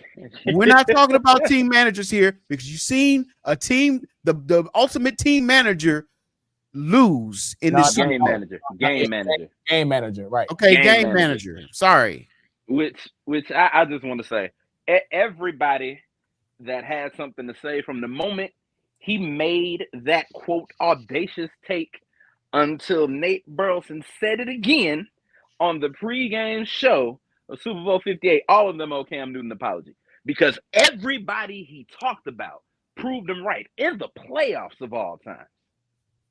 In the playoffs. First it was Dak, then it was Tua, and then ultimately it was Brock Purdy. So it's like he knows what he's talking about, y'all. I know you don't want to hear him, but he knows what he's talking about. Don't let the hair and the crazy outfit distract you. He knows what he's talking about. Yeah, they try to label him as a bitter old quarterback, you know. He's only bitter because they paid him off so Peyton can ride off into the sunset. That is my story, and I'm sticking to it until the day I die. Peyton Manning wasn't even the Super Bowl MVP. Yeah, he wasn't Yet close. all the cameras were on him. That's my story, and I'm sticking to it. Now, on the flip side, I just want to say from what I've seen on that game, yes, he is a game manager, but he doesn't get the blame to me on why San Fran lost that game because he did play a good game. It wasn't like he was just throwing ducks and missing receivers or whatever. He's a great game manager. Great game manager. Kyle Shanahan let up on the play calling. He didn't do what he should be doing, and I hear that he has a knack for kind of choking in regards to when it's time to really do something. You don't really do it. So you know what you do when something isn't working? You change it. And who does that? Who's in charge of doing that? The quarterback. That's why they're called audibles. Audibles? The head coach. If it's not working, call an audible. That's what you got the thing on your wrist for alternate plays. Here's the thing, though. The speed of the players is the speed of the coach. Vice versa. You're only as fast as what the coach can give you, especially when you are a game manager. You're a game manager, you can only do a couple things. Not turn the ball over and get the balls to the people that's going to make the plays. That's it. That's game manager. When you are an elite quarterback, you put the team on your back and say, we going to go down this field. I got y'all. Because that critical play, 4th and 1, there was no other player that was going to get that ball except for Patrick Mahomes. Guarantee you. And there was a reason why. So, game changers. Hold on. I got one more.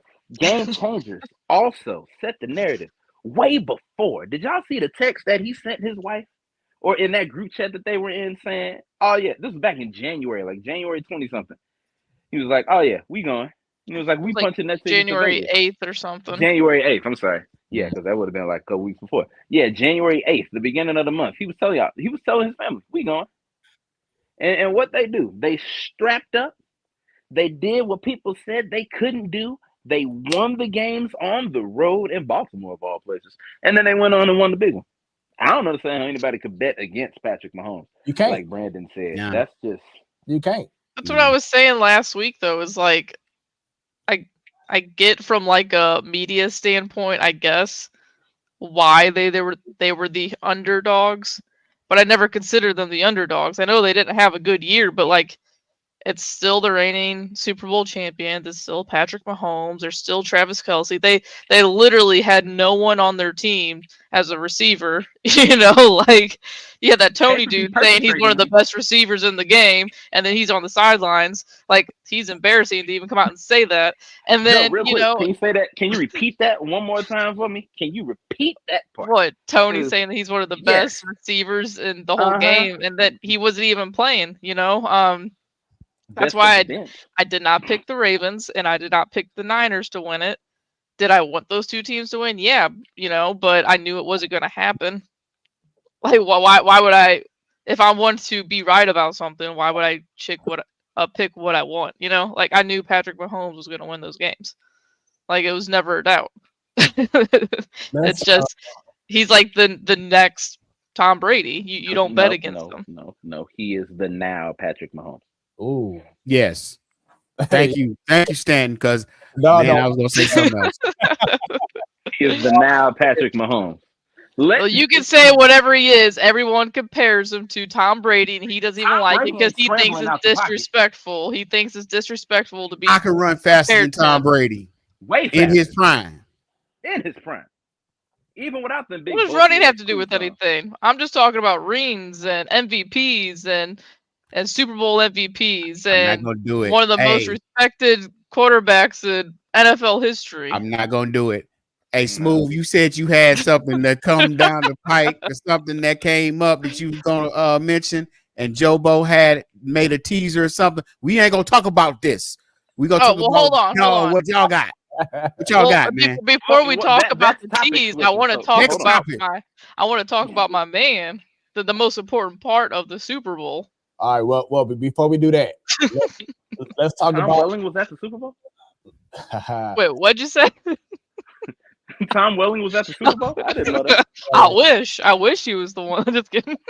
But no, let's talk about a moment that happened in a game that a lot of people, from what I've seen on social media, a lot of women didn't appreciate this, and it was Travis Kelce talking to and confronting his coach Andy Reid. And when I say this, like I said, I went on social media and I'm seeing the comments, and I'm seeing a lot of women were commenting saying how disrespectful it is to do this to your coach, and how he was so. I just see in his face he bumped him.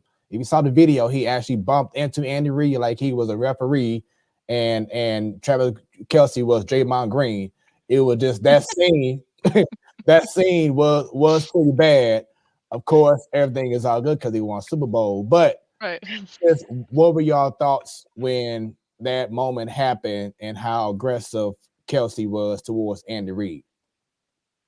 It was amplified because it was the Super Bowl, and a lot of people really honestly don't watch football as much as they do any other time. But this happens all the time on an NFL sideline. He was just passionate about getting in there and being pulled from the game at that moment. It was nothing big to it. Matter of fact, they talked to the coach after the game. He laughed about it, and it was nothing. It was just him being passionate, wanting to get in the game. That's it. And what they did not show is after that happened, right soon after that happened, he went over there and hugged him and said, "I'm sorry about that." But they ain't going to show you that. They're going to show you the bad thing. Now we want to cancel Kelce and all that. But it was nothing to it. No one's going to cancel Kelce because of who he's dating. Continue. All right. Yeah. I'm not one of those girls. I was like, oh my gosh, what is he doing? But like, I was like, damn, like he almost fell to the ground. He pushed him so hard. I was a little thrown off by it, but I mean, it's the Super Bowl. Tempers are high. And Kelce's been really freaking good every other game in the playoffs. You know, he was making unbelievable catches every time he got the ball. So I would be a little upset too that I wasn't in there. But I mean, yeah, people are making it bigger than what it should have been. Obviously, if they would have lost, then you would have, what's his name? Wouldn't it be Andy Reid? Wouldn't be laughing about it afterwards? And Kelce wouldn't. You know what I'm saying? If they would have lost, it would have been a completely different story. If they won, who cares? Like, that's literally what it is. And Sadal, I agree 100% with what you're saying about the passion, even Miss Dub, passion running high, it's part of the game. But my question is, do you think Travis Kelce would have did that to someone like Mike Tomlin? Yeah, it would have been. I don't know about that. I don't know about that. But I'm gonna tell you what. I don't know about that, but I am reminded because I've been watching football for a long time. Nothing is going to compare to I think it was 1993 on Sunday Night Football when Buddy Ryan punched his fellow coach Kevin Gilbride on national TV. Now that is crossing the line, okay? There was an actual fist fight of two coaches getting into it. But people don't remember that, but they just know this, and everything's Social amplified media in the wasn't area. big then at all. That's why. Yeah, of course. Right. I And will so- say something that's been great that came out of it is all the memes. The memes have been great. Like, I don't know if you guys have seen that. She came down in a bubble, bro. Like, I don't know if you guys have seen that video. No. It's like Kelsey yelling at him, and it's just there's been some really funny memes coming out of it. My girl here, throw me the damn ball. Stanley, do you have any thoughts in regards to that incident? Yes. No, he would not have run up on Mike Tomlin like that. Absolutely not. I can answer that for you right now. That they would have cut away from that bench so quick. Yeah, that wouldn't. Boy, like we've okay. I understand emotion during high stakes moments, but we have seen players get scrutinized and criticized for less. We remember OBJ versus the kicker's net. Y'all remember Right. they just labeled Yeah. him unstable, emotional, crybaby, all that stuff. And yes, they showed him going up and making up to said kicker's net. I remember Antonio Brown when he galloped off of the field. Y'all remember that? Mhm. Got into it with his coach in a non-physical altercation. Had a conversation with Bruce Arians. You're out. They talked all bad about him. You knocked an almost, I think he's got to be pushing 80. You knocked almost 80-year-old man over because he took you out of the play. Yes, the play resulted in a fumble, but your blocking has nothing to do with the runner's hands. That's my thing. I understand you upset, but don't be upset at the coach. Fumbles happen. It's all a part of the game. The great CMC, leading rusher of this year, had a fumble. Do you think George Kittle went over and was like, man, you should have had me in that play? George Kittle didn't do much of anything. Granted, now. Yeah. He was non-existent in the down. game. They shut him down real good. He was wrong, period. Yes, Jay, I usually don't agree with you when it comes to sports, but I do today. It was wrong is wrong, man. Control your emotions. Better than that. You know, it's so early in the game. Like, I feel like the Chiefs in the Super Bowl, no, it's not that I feel, it's a proven fact. They come back later in the game. Like, you're the Chiefs, you win these games, and you're like, it was a close game, and he was causing a big scene. I don't know, but again, emotions, these guys are so pumped full of adrenaline. It's the biggest game of the year. And pretty much in all the sports, honestly. You know, it's the Super Bowl. Everyone in the world's watching it. Like, I get it, but calm down just a little bit. You want to talk about it ain't no big deal. We got it ain't no big. It happens all the time. It just so happened to be in the Super Bowl and more cameras is there. Exactly. That's what I'm saying. It's the biggest game of the year. That's it's going to all. be shown. And ain't no harm, no foul. What were you saying, Stan? I would just like to say that one of my favorite quotes was personified in this year's Super Bowl. I don't know if we have any pictures of the crying Niners fans, but it's fool me once, shame on you. But to paraphrase George Bush. What the freak are we doing right now? But if you fool me, I can't get fooled again. Well, Niners, we are past the 2 times fooling, and y'all know what J. Cole said. So I'm hoping we don't have no, above the rim type moment on the football field. And I gotta correct you, just a slight correction. It's actually been 4 times. No, I'm saying with the Chiefs.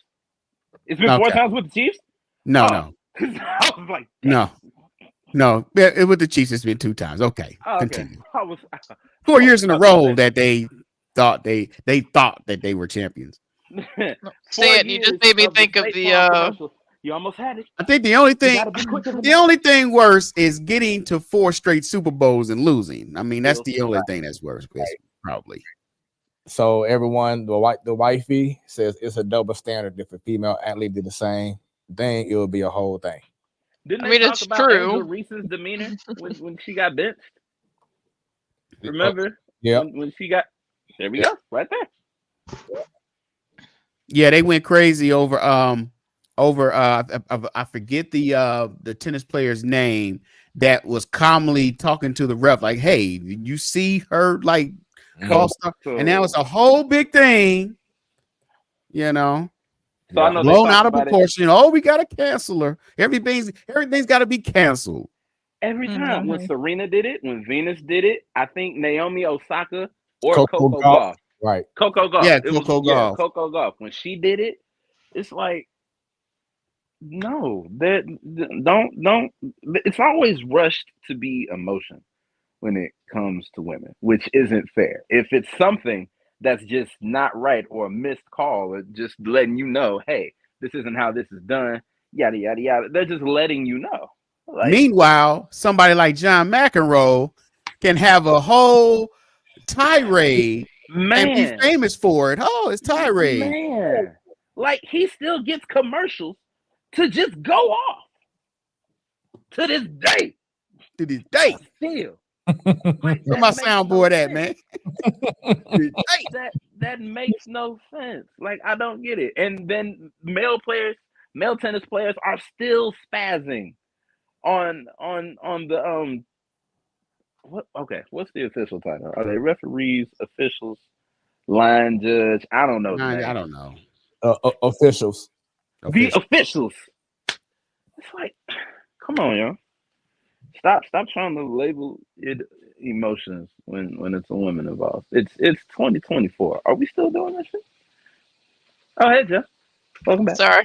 It's going to be going on for a long, long time, Sam. The whole female thing.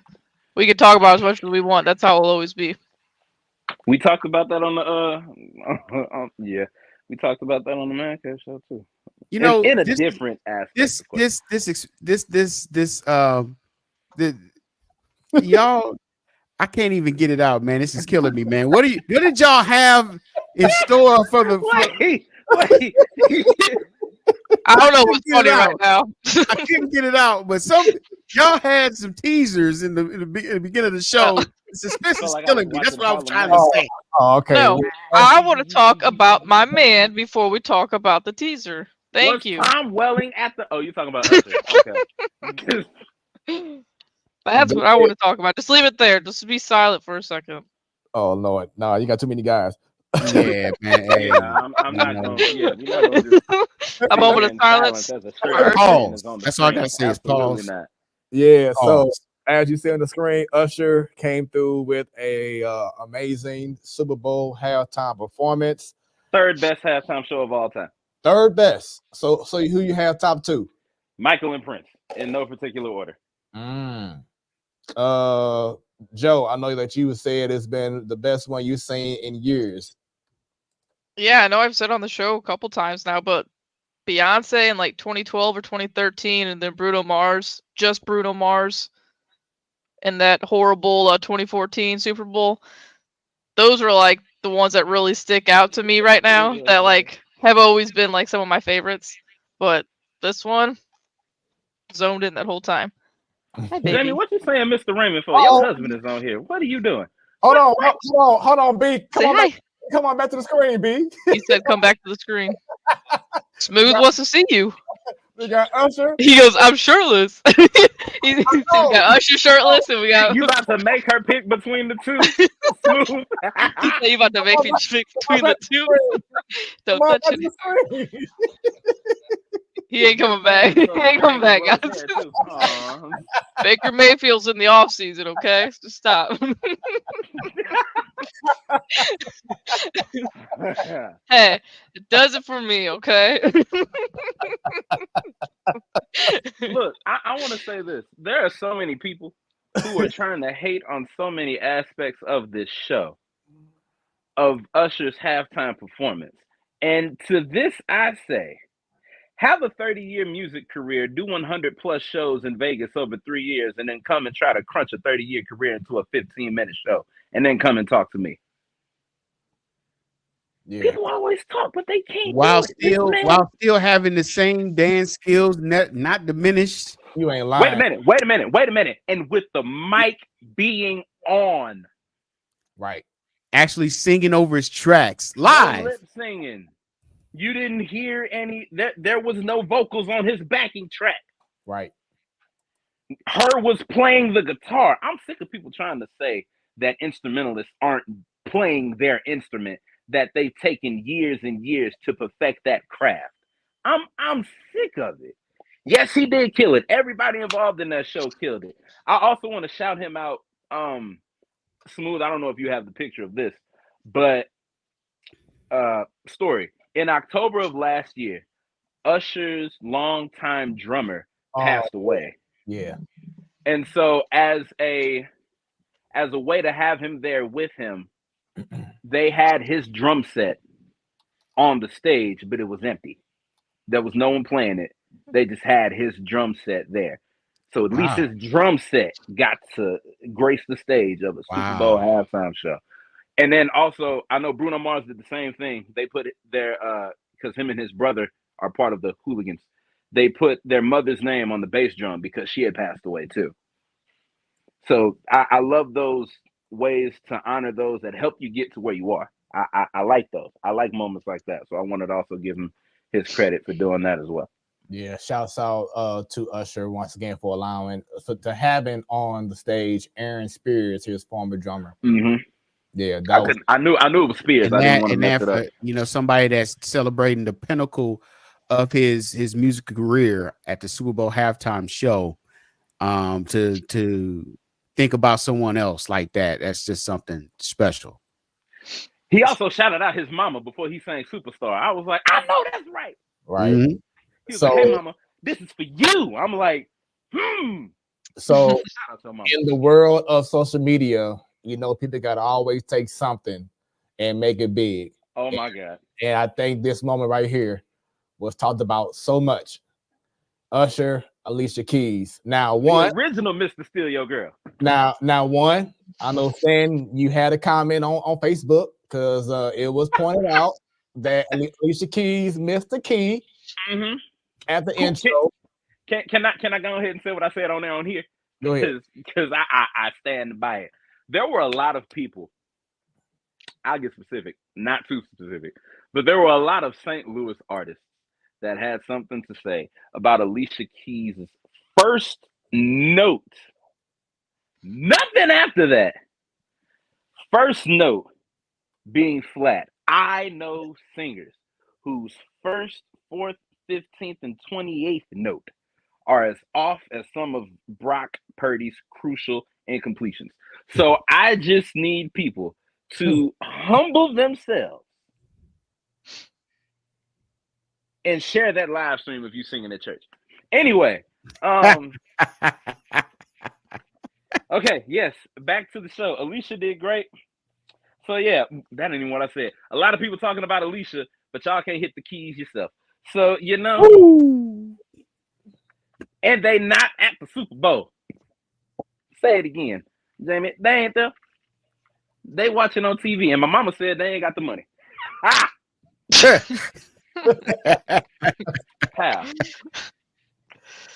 They hate because they can't. All right, I'm done. A meme that came out of this one was Alicia Keys' baseball season and me is Usher. You know, like I'm so excited. So this comment right here, I don't agree with. Miss Dub says coming in cold like that is hard. I don't agree about that because you rehearsed this. True artists rehearse. That shouldn't have been an issue. Nah, I'm just saying, if I'm doing a Super Bowl show, a halftime show, if I'm doing the national anthem, if I'm doing the Negro anthem, whatever it is, I'm going to make sure. Did you just say whatever it is to the Negro national anthem during Black History Month? No. In general, I'm just saying in general, whatever it is. Okay. He was ready to cancel Smooth. Calm down. I'm like, Hey, you better lift every voice and sing. Hey, look, calm it down, Travis Kelce. It's Black History Month. I'm passionate about my people. But no, I'm just saying that any type of event where I'm going to be in front of people, I'm going to be rehearsing and making sure that moment doesn't happen. The wifey says in response to what you were talking about earlier, when she said, but they ain't at the Super Bowl, she's talking about the people that you were referring to from St. Louis and how they don't have the opportunity like Alicia Keys did to be at the Super Bowl and sing.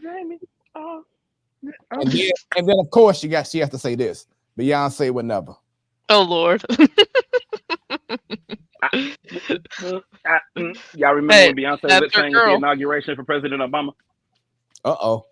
Y'all remember that? I do. And then she had to come out there at her Super Bowl press conference and sing it a cappella. So Beyonce would. I hate to tell you, Jamie, but Beyonce would. You trying to cause trouble? Did I use it right? No, I'm not, because Smooth ain't say it. I did. He ain't got to deal with it. It's the me. views I'm all the way does over here. not reflect Smooth or Joe or Sadowski the selector in this commentary. Look, I like Jamie. I don't want to get on her bad side, so I'm gonna keep my mouth. Let me say this. I call it how it is. I have all the respect for Beyonce. I love what she's doing right now with this Renaissance time and her reclaiming all of that. I love what she's doing. There's not a lot of people. There's not a lot of artists that can touch her accolades. But I call it like I see it. Am I saying that it's wrong to lip sync? No. She was outside. It was a Washington, D.C. cold day. So I get it. You don't sing for real on a Washington, D.C. cold day outside. Craig Black can tell you that. But, it happened. I'm sorry. I'm sorry, Jeremy. My bad. Usher did great, though. If Beyonce would have came off a Bad Girl, that would have broke the internet. She was there. Oh, sure would have. Me and my girlfriend have this thing that is like Beyonce and Usher are the couple that was supposed to be that didn't happen. I don't know if y'all remember that one live performance they had of Bad Girl. Could have had something there. That would have been music royalty. That was my guess for what the that was my guess for what the intro was gonna be. But Bad Girl, I could have seen it in my head, but Caught Up was a good one. It was a good one. And Bunny thought, it was gonna be the lead off. I'm like, no. Right. Yeah, no, it's like the most well-known Usher song by every age group. There's no way he's gonna start that off. and I predicted Lil Jon and Luda coming out, and they did. Which, oh my, yes. Yeah. Yes. But we ain't gonna talk about. See, we still didn't talk about one thing, man. We ain't gonna talk about what Jermaine Dupri was wearing. Oh my God! What the hell was that? Oh well, hold on. Outfit. That little schoolboy outfit. Hey, you ain't gonna talk about that one. So you ain't got pictures of that on social media and set the record straight. His socks and that whole outfit was from the Pharrell Williams line of Louis Vuitton. I don't care where it's from. Right, he looked awful. He looked like he was performing for Annie's. I mean, it's a hard knock life for us. He looks like one of the little British boys running around the streets. Like little back in that day. Yeah, run around in full outfits, playing. Yeah, that was everyone that was here saw that. They're like, "What the heck?" Look at this debauchery. I had those same socks growing up with my little church outfit. Got on stage. I was like, "Oh, that's Jermaine Dupri." Say that again, Joe. I said I had the same socks with my little church dress growing up. Not those same socks, because those are Louis Vuitton. No, the ones that you can get at the Walmart. The Walmart, like Brandon Williams said, the Walmart. We ain't gonna. The one. We talk about halftime show. We ain't gonna get away with. You ain't gonna get away with that, man. The Sunday frill. We gonna get you. We from St. Louis. We go Joe on Louis Vuitton. Hold on. Is that his old school boy joints. There we go. Mia's got bigger feet than that. What the hell? He put out this picture like it was gonna like shut everybody up. Shoot, that boy got pearls on the side. Made it worse. It was made for a girl. What? You know it made it worse. Get out of Janet's closet. That was bad. Hold on. That's like when I was in fourth grade and I had the flooding pants on, but I got Jordans on. That don't matter. The pants don't matter. You flooding. You see the shoe. Have you seen the meme of? Can we bring that sock picture back real quick? I wanna see something. Is that a heel? Is his shoe over a heel? Did he try to be taller for the halftime show? Look at the sock. Look at the sock. Look at the bottom. It's a little church usher heel in there. Y'all see it right there.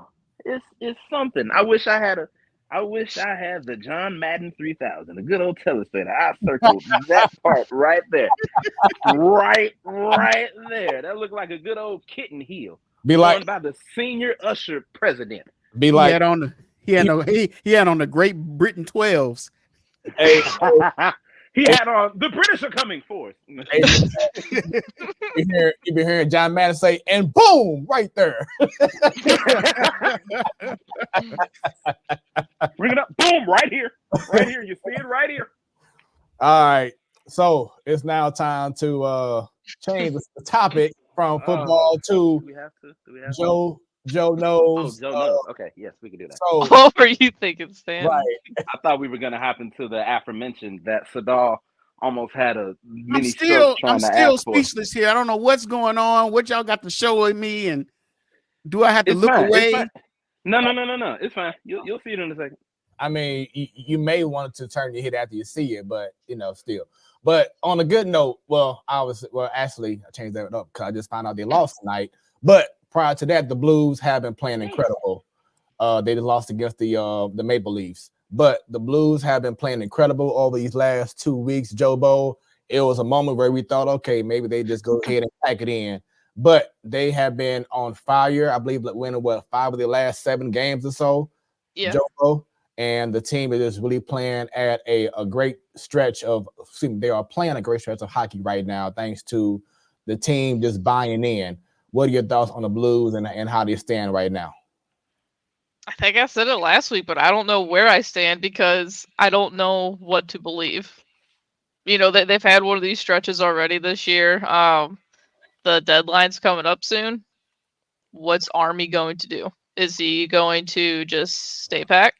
Is he going to trade off, guys like a Krug or something, a Pareko, a Bennington, or are we going to trade for additions? Like, I really don't know. Like, I don't know what to think about this team. They're in a wild card spot right now. I think the last one. So I don't see this team making a deep run in the playoffs, but it's all about the money. We've talked about it on this show many of times. Maybe, trade for one guy and see what the heck happens. So last year around this time was when the wifey and I went to a Blues game, and they were playing pretty good. They were doing something. They were like, okay, here we go. And then the very next day, they traded away Ryan O'Reilly and then eventually Tarasenko and other guys. So you're absolutely correct, Joe. Is that what is Doug Armstrong thinking at this time? Like, is it worth keeping these guys on the team and see if we can make a real run? Because you know how it is. Some people be like, just get in the playoffs and anything can happen. Or does he feel like, let's trade away some of these guys to acquire even more younger talent for the future? So I am captivated to see what's going to happen with this Blues team in the next within the next few weeks. I think the trade deadline is next month. So I look forward to seeing what's going to happen with this team and see if they make a run. What I think is most likely to happen is we've seen what this team is for the majority of the year. You have some young guys Jake Neighbors is having an amazing year. Kairu's picked it up a little bit. Thomas has been great. So I feel like those are like the big 3 right there that you could build off around. But I can see them, maybe not to the extent of last year, but I can see them for sure, trading off 1 or 2 guys because Army wasn't even positive about this team going into the year. He wasn't really saying it was a rebuild or whatnot, but he wasn't also saying we're going to go on a deep run. So I can see it kind of being in the middle, but who knows? Got you. And now I believe real quick. Hold on. I want to say one thing. I feel like if they get back on the positive side of this run, we treat it like we did 5 years ago and don't say a word about it. Because y'all saw what happened. Bunny thinks I forgot she wanted me to give a little shout about that though. She's getting some 2019 feels. I know she was feeling that a little bit last year, and we saw how that worked out. So, well, yeah. I don't know. I don't see us being that elite team that can, go on some weird, crazy run and, make some magic happen. But I just got kind of, faith in the deadline. I don't know why, as a fan of the sports that I'm a fan of, I have faith in the deadline. But I've got faith that we'll do something by the deadline. I mean, even if we trade some guys, though, like even last year when we traded some, we got Sammy Blay back and what's his? I can't even think of the names right now. I think we got Kapanen and oh my gosh, it was another guy that we got from the. Who was it? We tried to release them earlier this year. I can't think of his name, but they came over here and they started playing really good, and we started playing decent hockey there at the end.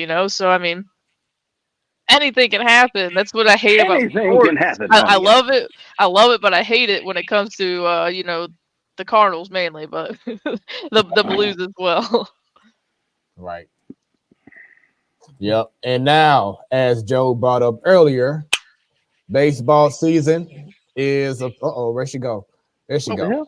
Trying to get rid of me with the tease earlier, Sadal. Oh. Right. Never that. But yes, as soon as the touchdown happened this past Sunday at the Super Bowl, it was the official start of the UFL.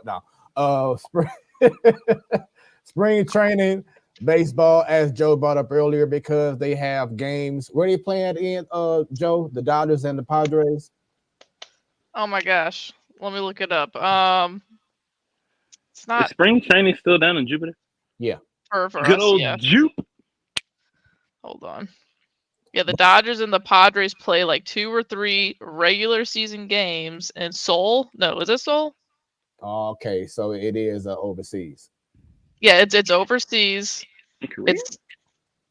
I think it's in Korea. Gosh, why is this I app think that's getting so Seoul, dumb? South Korea. I want to say.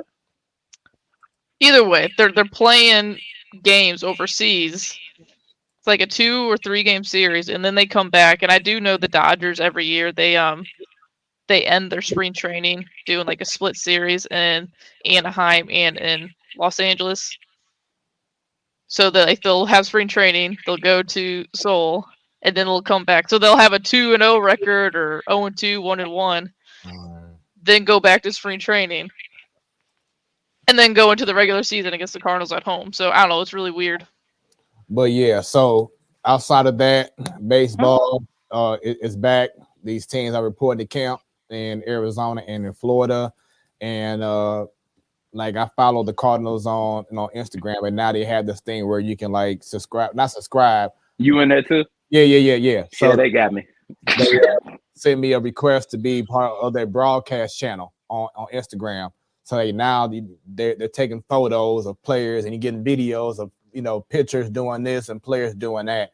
And it's just like, man, this is one of the best times of the year because it's like it's about to be warm, like consistently warm, and baseball season is right around the corner. So, Joe, I'll start with you first. I know you brought up earlier in the show, but just your thoughts of knowing now that as you have on your caption on your screen, baseball, and baseball is back. So your thoughts.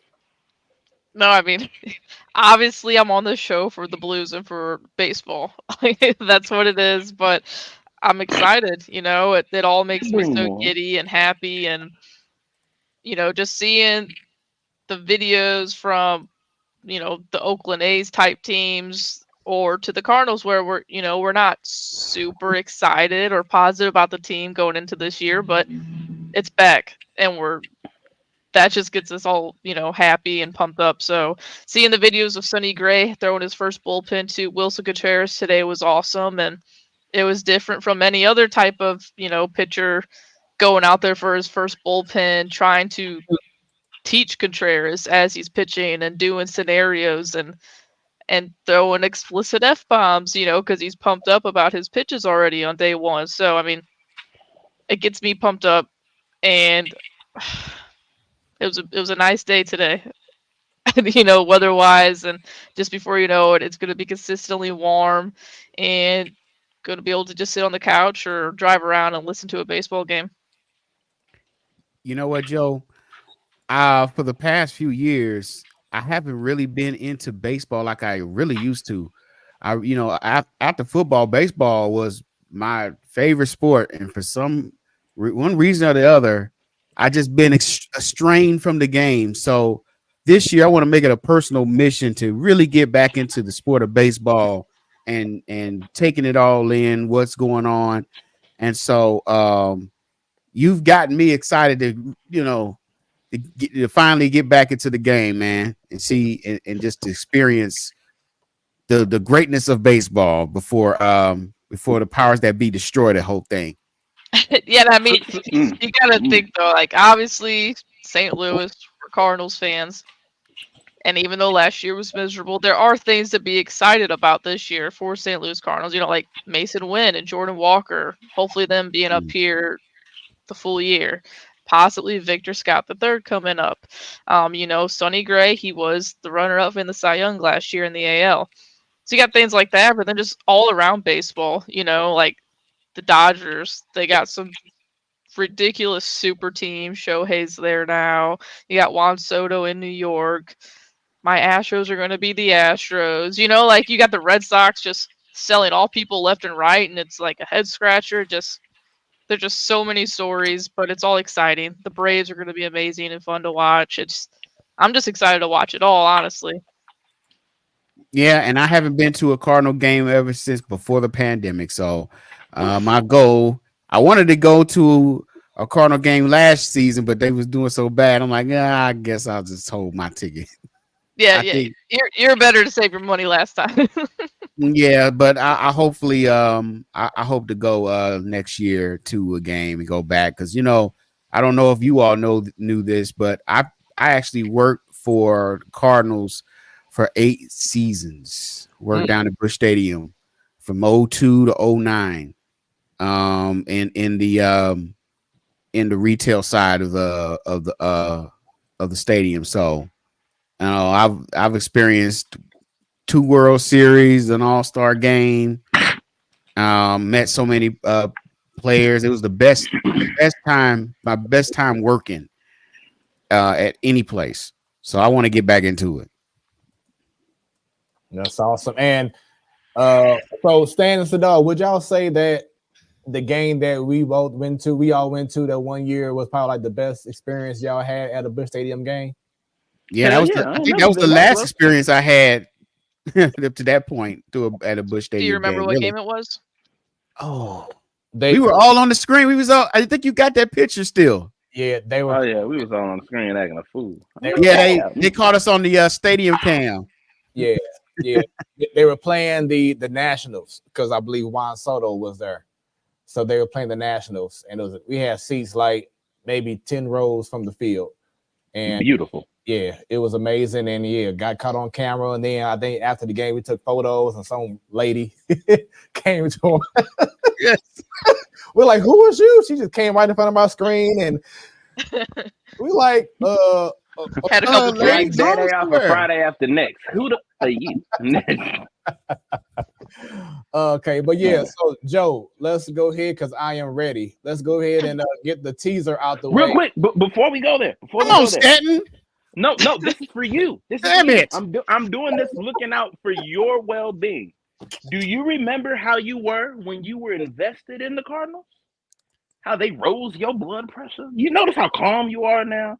Yes. In life. Yeah. Don't mess that up, brother. Mose Lock is still there. Ain't nothing changed. I know. Don't mess that up. But I want to be there when he finally retires or gets fired or something. Ooh. I want to be able to do my commentary like I did last time for Mike Matheny. Yeah. Ooh, yeah. That was fun. Yeah. I'm conflicted here. Now come on, man! Quit interrupting. All right, go ahead. Festivities. Let them know. Let them know what it is. All right, Joe Bo, the floor is yours. Okay, so MLB, not the Cardinals, because this is happening to every single team. I know we all like to jab the Cardinals in every which way possible, but this is the MLB. They made some adjustments to the jerseys this year, and it ain't right. It doesn't look right. I am scared for what the fan giveaways are going to be this year because these jerseys look so cheap.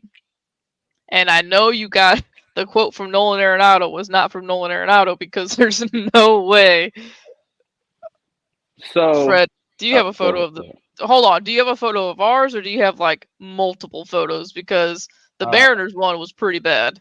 So dog, here is an example of our jerseys last year. Okay, this is Jordan last year.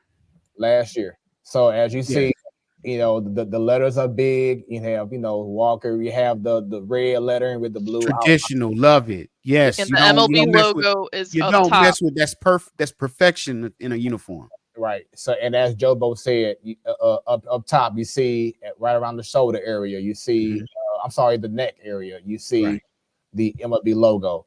Right. This is what's going to happen starting this year. This is our new color jersey, thanks to Fanatics. It's not MLB, it's not Nike, it's Fanatics because they are the apparel of MLB. This is how the New Jersey will look. See how small the hell is? What are they doing? Now, I will say, because the article came across my computer at work, so I clicked on it. From what I saw, it's a new design, like new, the Nike tech and all that stuff, like the technical side. It's supposed to be more form-fitting. It's supposed to feel better. A whole bunch of stuff that apparently the players wanted, which is why Nolan Arenado made the comment that he did, because the first time they wore it was for the All-Star game this past season. The All-Star jerseys didn't look bad. These look like ass. I mean, well, yeah, All-Stars always gonna, well, not always, but sometimes hit or miss. But these, I don't like it. I feel like they could have like made all the adjustments, make it better for the player, but still kept the lettering and things like that. But that's just me. Yeah, you know what? And I don't mind, the material being different, but why mess with, like you just said, Stan, the lettering? You know what I'm saying? Because now you can't even read their last name when they get on the field. So lettering, it does look like the one you buy at the store at the Galleria. I swear, Major League Baseball, they worry about the wrong things instead of just worrying about the things that matter. And that's putting butts in seats. You know what I mean? And changing the uniform up, they just quit messing with stuff. Like it's like a little kid that want to touch things, and you just want to just smack his hand like, don't touch that. Quit messing with stuff, man. Damn. And this scares me more. I am terrified. I haven't had a moment of hope. I haven't had a moment of hope since they announced this. Like, we've seen the swing and a miss on the City Connects from the past seasons. Some have been good. More have been bad than good. That's the problem. I am hoping that we are on the good side more on the good side than the bad side. And I hope they enlist the STL designer or artist to like have a say on it. Because God. I'm afraid you're gonna be wrong, man. I think from what I heard the Cardinals uniform, this City Connect, is gonna be all red from head to toe. What? That's what I heard. Whoa, all red from head to toe. And I'm like, who's your source? What in the world? Who's your source? Say it on air. I don't know. I saw that somewhere. I think the jerseys are going to be red because they took the spring training reds away, which for Nike, stupid rule. But I will say this did make me even more nervous after we saw today's jerseys for the City Connect jerseys. But also, this is the Dodgers' second City Connect jersey. What in the world is up with that? If at first you don't succeed, try again. Well, there's a lot of teams that didn't succeed. I'm just saying, like, is that like part of Ohtani's contract where he's like, there's no way in hell I'm wearing that jersey, so hey, we get another one? Because now it's the only two other teams that haven't had one are the Yankees and the A's. And I don't see the Yankees doing one because they're the Yankees, like they're so traditional. We talk about our old lame traditional ways, but why are the Dodgers getting a second one? They're gonna put pinstripes on the socks for the Yankees. Watch, pinstripe everywhere. I got a silly question right now. Does Major League Baseball listen to the fans? Absolutely not. Because who the hell signed off on this? Fanatic. Ooh. Fanatics is ruining everything. They work with WWE now. I don't know if y'all noticed that. WWE Shop is now a Fanatics experience. And Joe Bo, you asked for it, and I got you right here. These are the Mariners jerseys last year and this year. Oh, I thought he had our connected jersey. Yeah, you see that? Oh my God. That's like something you buy from Temu or Temu, whatever the hell they call themselves. Right. No, so you all know the Cardinal Clubhouse in the Galleria? Yeah. That. Yeah. Like the Mariners fake jerseys were one of my favorite. I think crisp looking with the silver, with the Yes. teal and whatnot. It looks really good and clean. Yes. And to what it's going to be now, like the white's different too. Right. Like it almost kind of looks like the Saturday cream jerseys for us. Like white. There you go. Uh-huh. Yeah. It's just like one of those Facebook marketplace specials. Like, golly, man. Stop, like, quit messing with stuff. It looks like they're pressing it on as opposed to sewing it. It look all wrinkled on the lettering and stuff. Like it was like the Lens steam jersey pressed. looked like it was sewn on. Like, boy, it might have been a good press, but if they go into pressing, that's going to be a problem. Can you imagine? Bring back quality jerseys. Can you imagine somebody running into second and their letter falls off?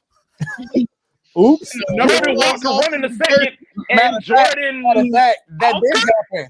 I think that happened during the World Baseball Classic, didn't it, Joe? Last year. Yes. Somebody was great. on the Great front, Britain. I think. Yeah. They were Great Britain, then they were Eat Britain, and then they were Eat Brian at one point. Yeah, that happened on the front. And one other thing, they man. say it's a technology thing or whatever. Miles Michaelis is one of the guys that does not like it whatsoever, and he's been very verbal in the past that he goes when he starts through like 3 or 4 jerseys because he sweats so much. Like, is this really gonna make that? I don't know. So it's gonna they be are weird. saying one of the things is the new ones are supposed to be more breathable. Mm-hmm. That's what they said. That was something else as well. So let's they ask breathable, Mr. all right. Michael They 3 games something into the else. game and see if he's had to switch out jerseys with these new ones. And if he says no, then by God, the technology is working.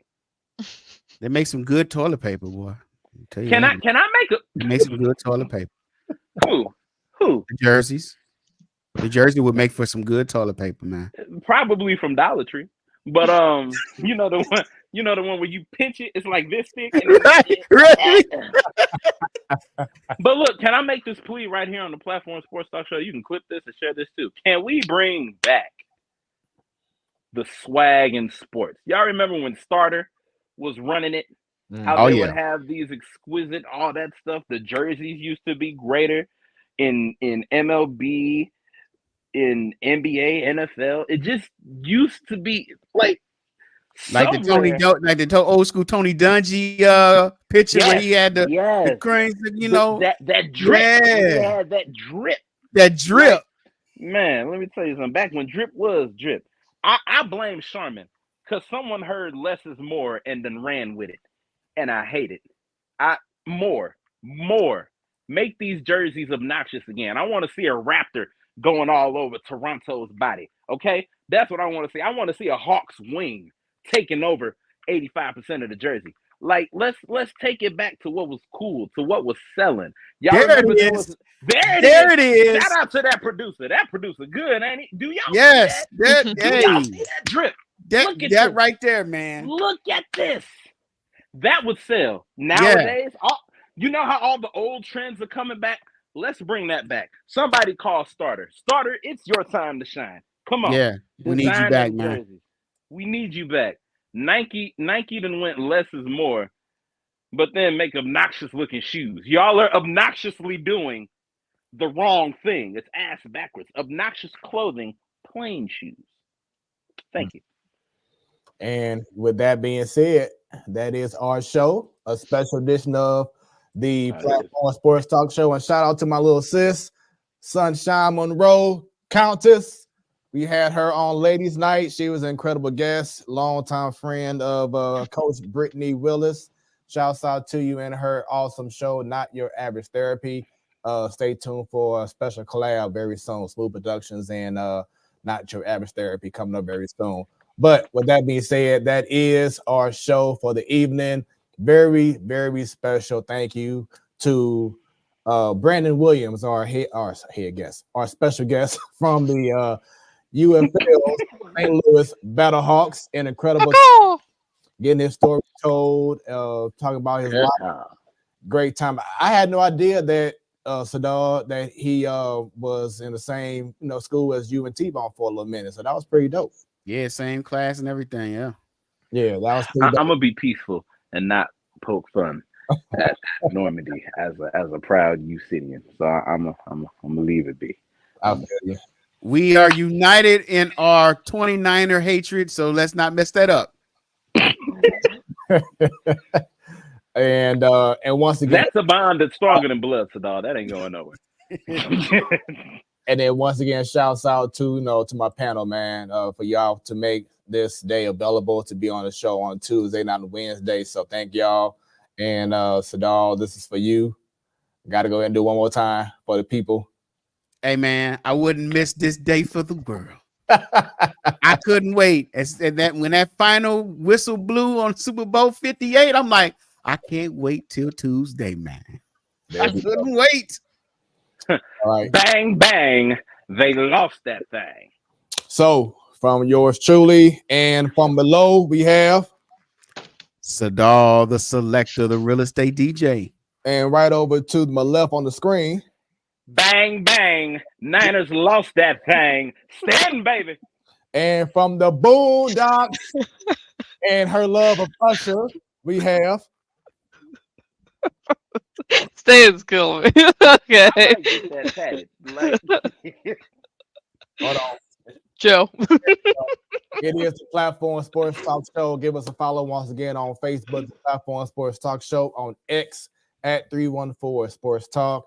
Shoot us an email if y'all know someone that'll be an incredible guest on the show, Platform Sports Talk Show at gmail.com. We're on the Instagram at Platform Sports Talk. And Joe Bo, they can subscribe, click on that bell. Because Stan, anytime we go live, you will be notified that bang, bang, the Niners lost that thing. If you need me to call and let you know, let me know. I'll let you know on the daily if it makes you feel good. And once again, the show will be archived and uploaded automatically on all the social media sites, including Roku as well. Add us to the channel, Platform Sports Talk Show. Check us out on Hot 365 Radio as well. We won't be on there tomorrow or on Sunday for the rewind show because we're doing the live right now.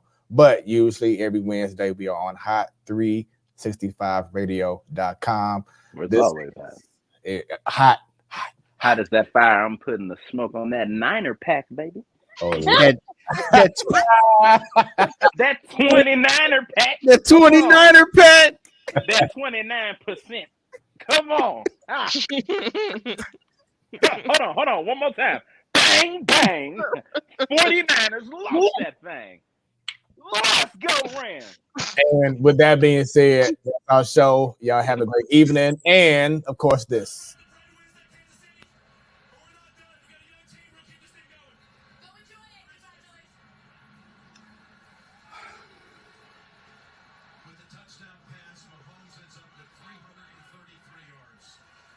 Significant.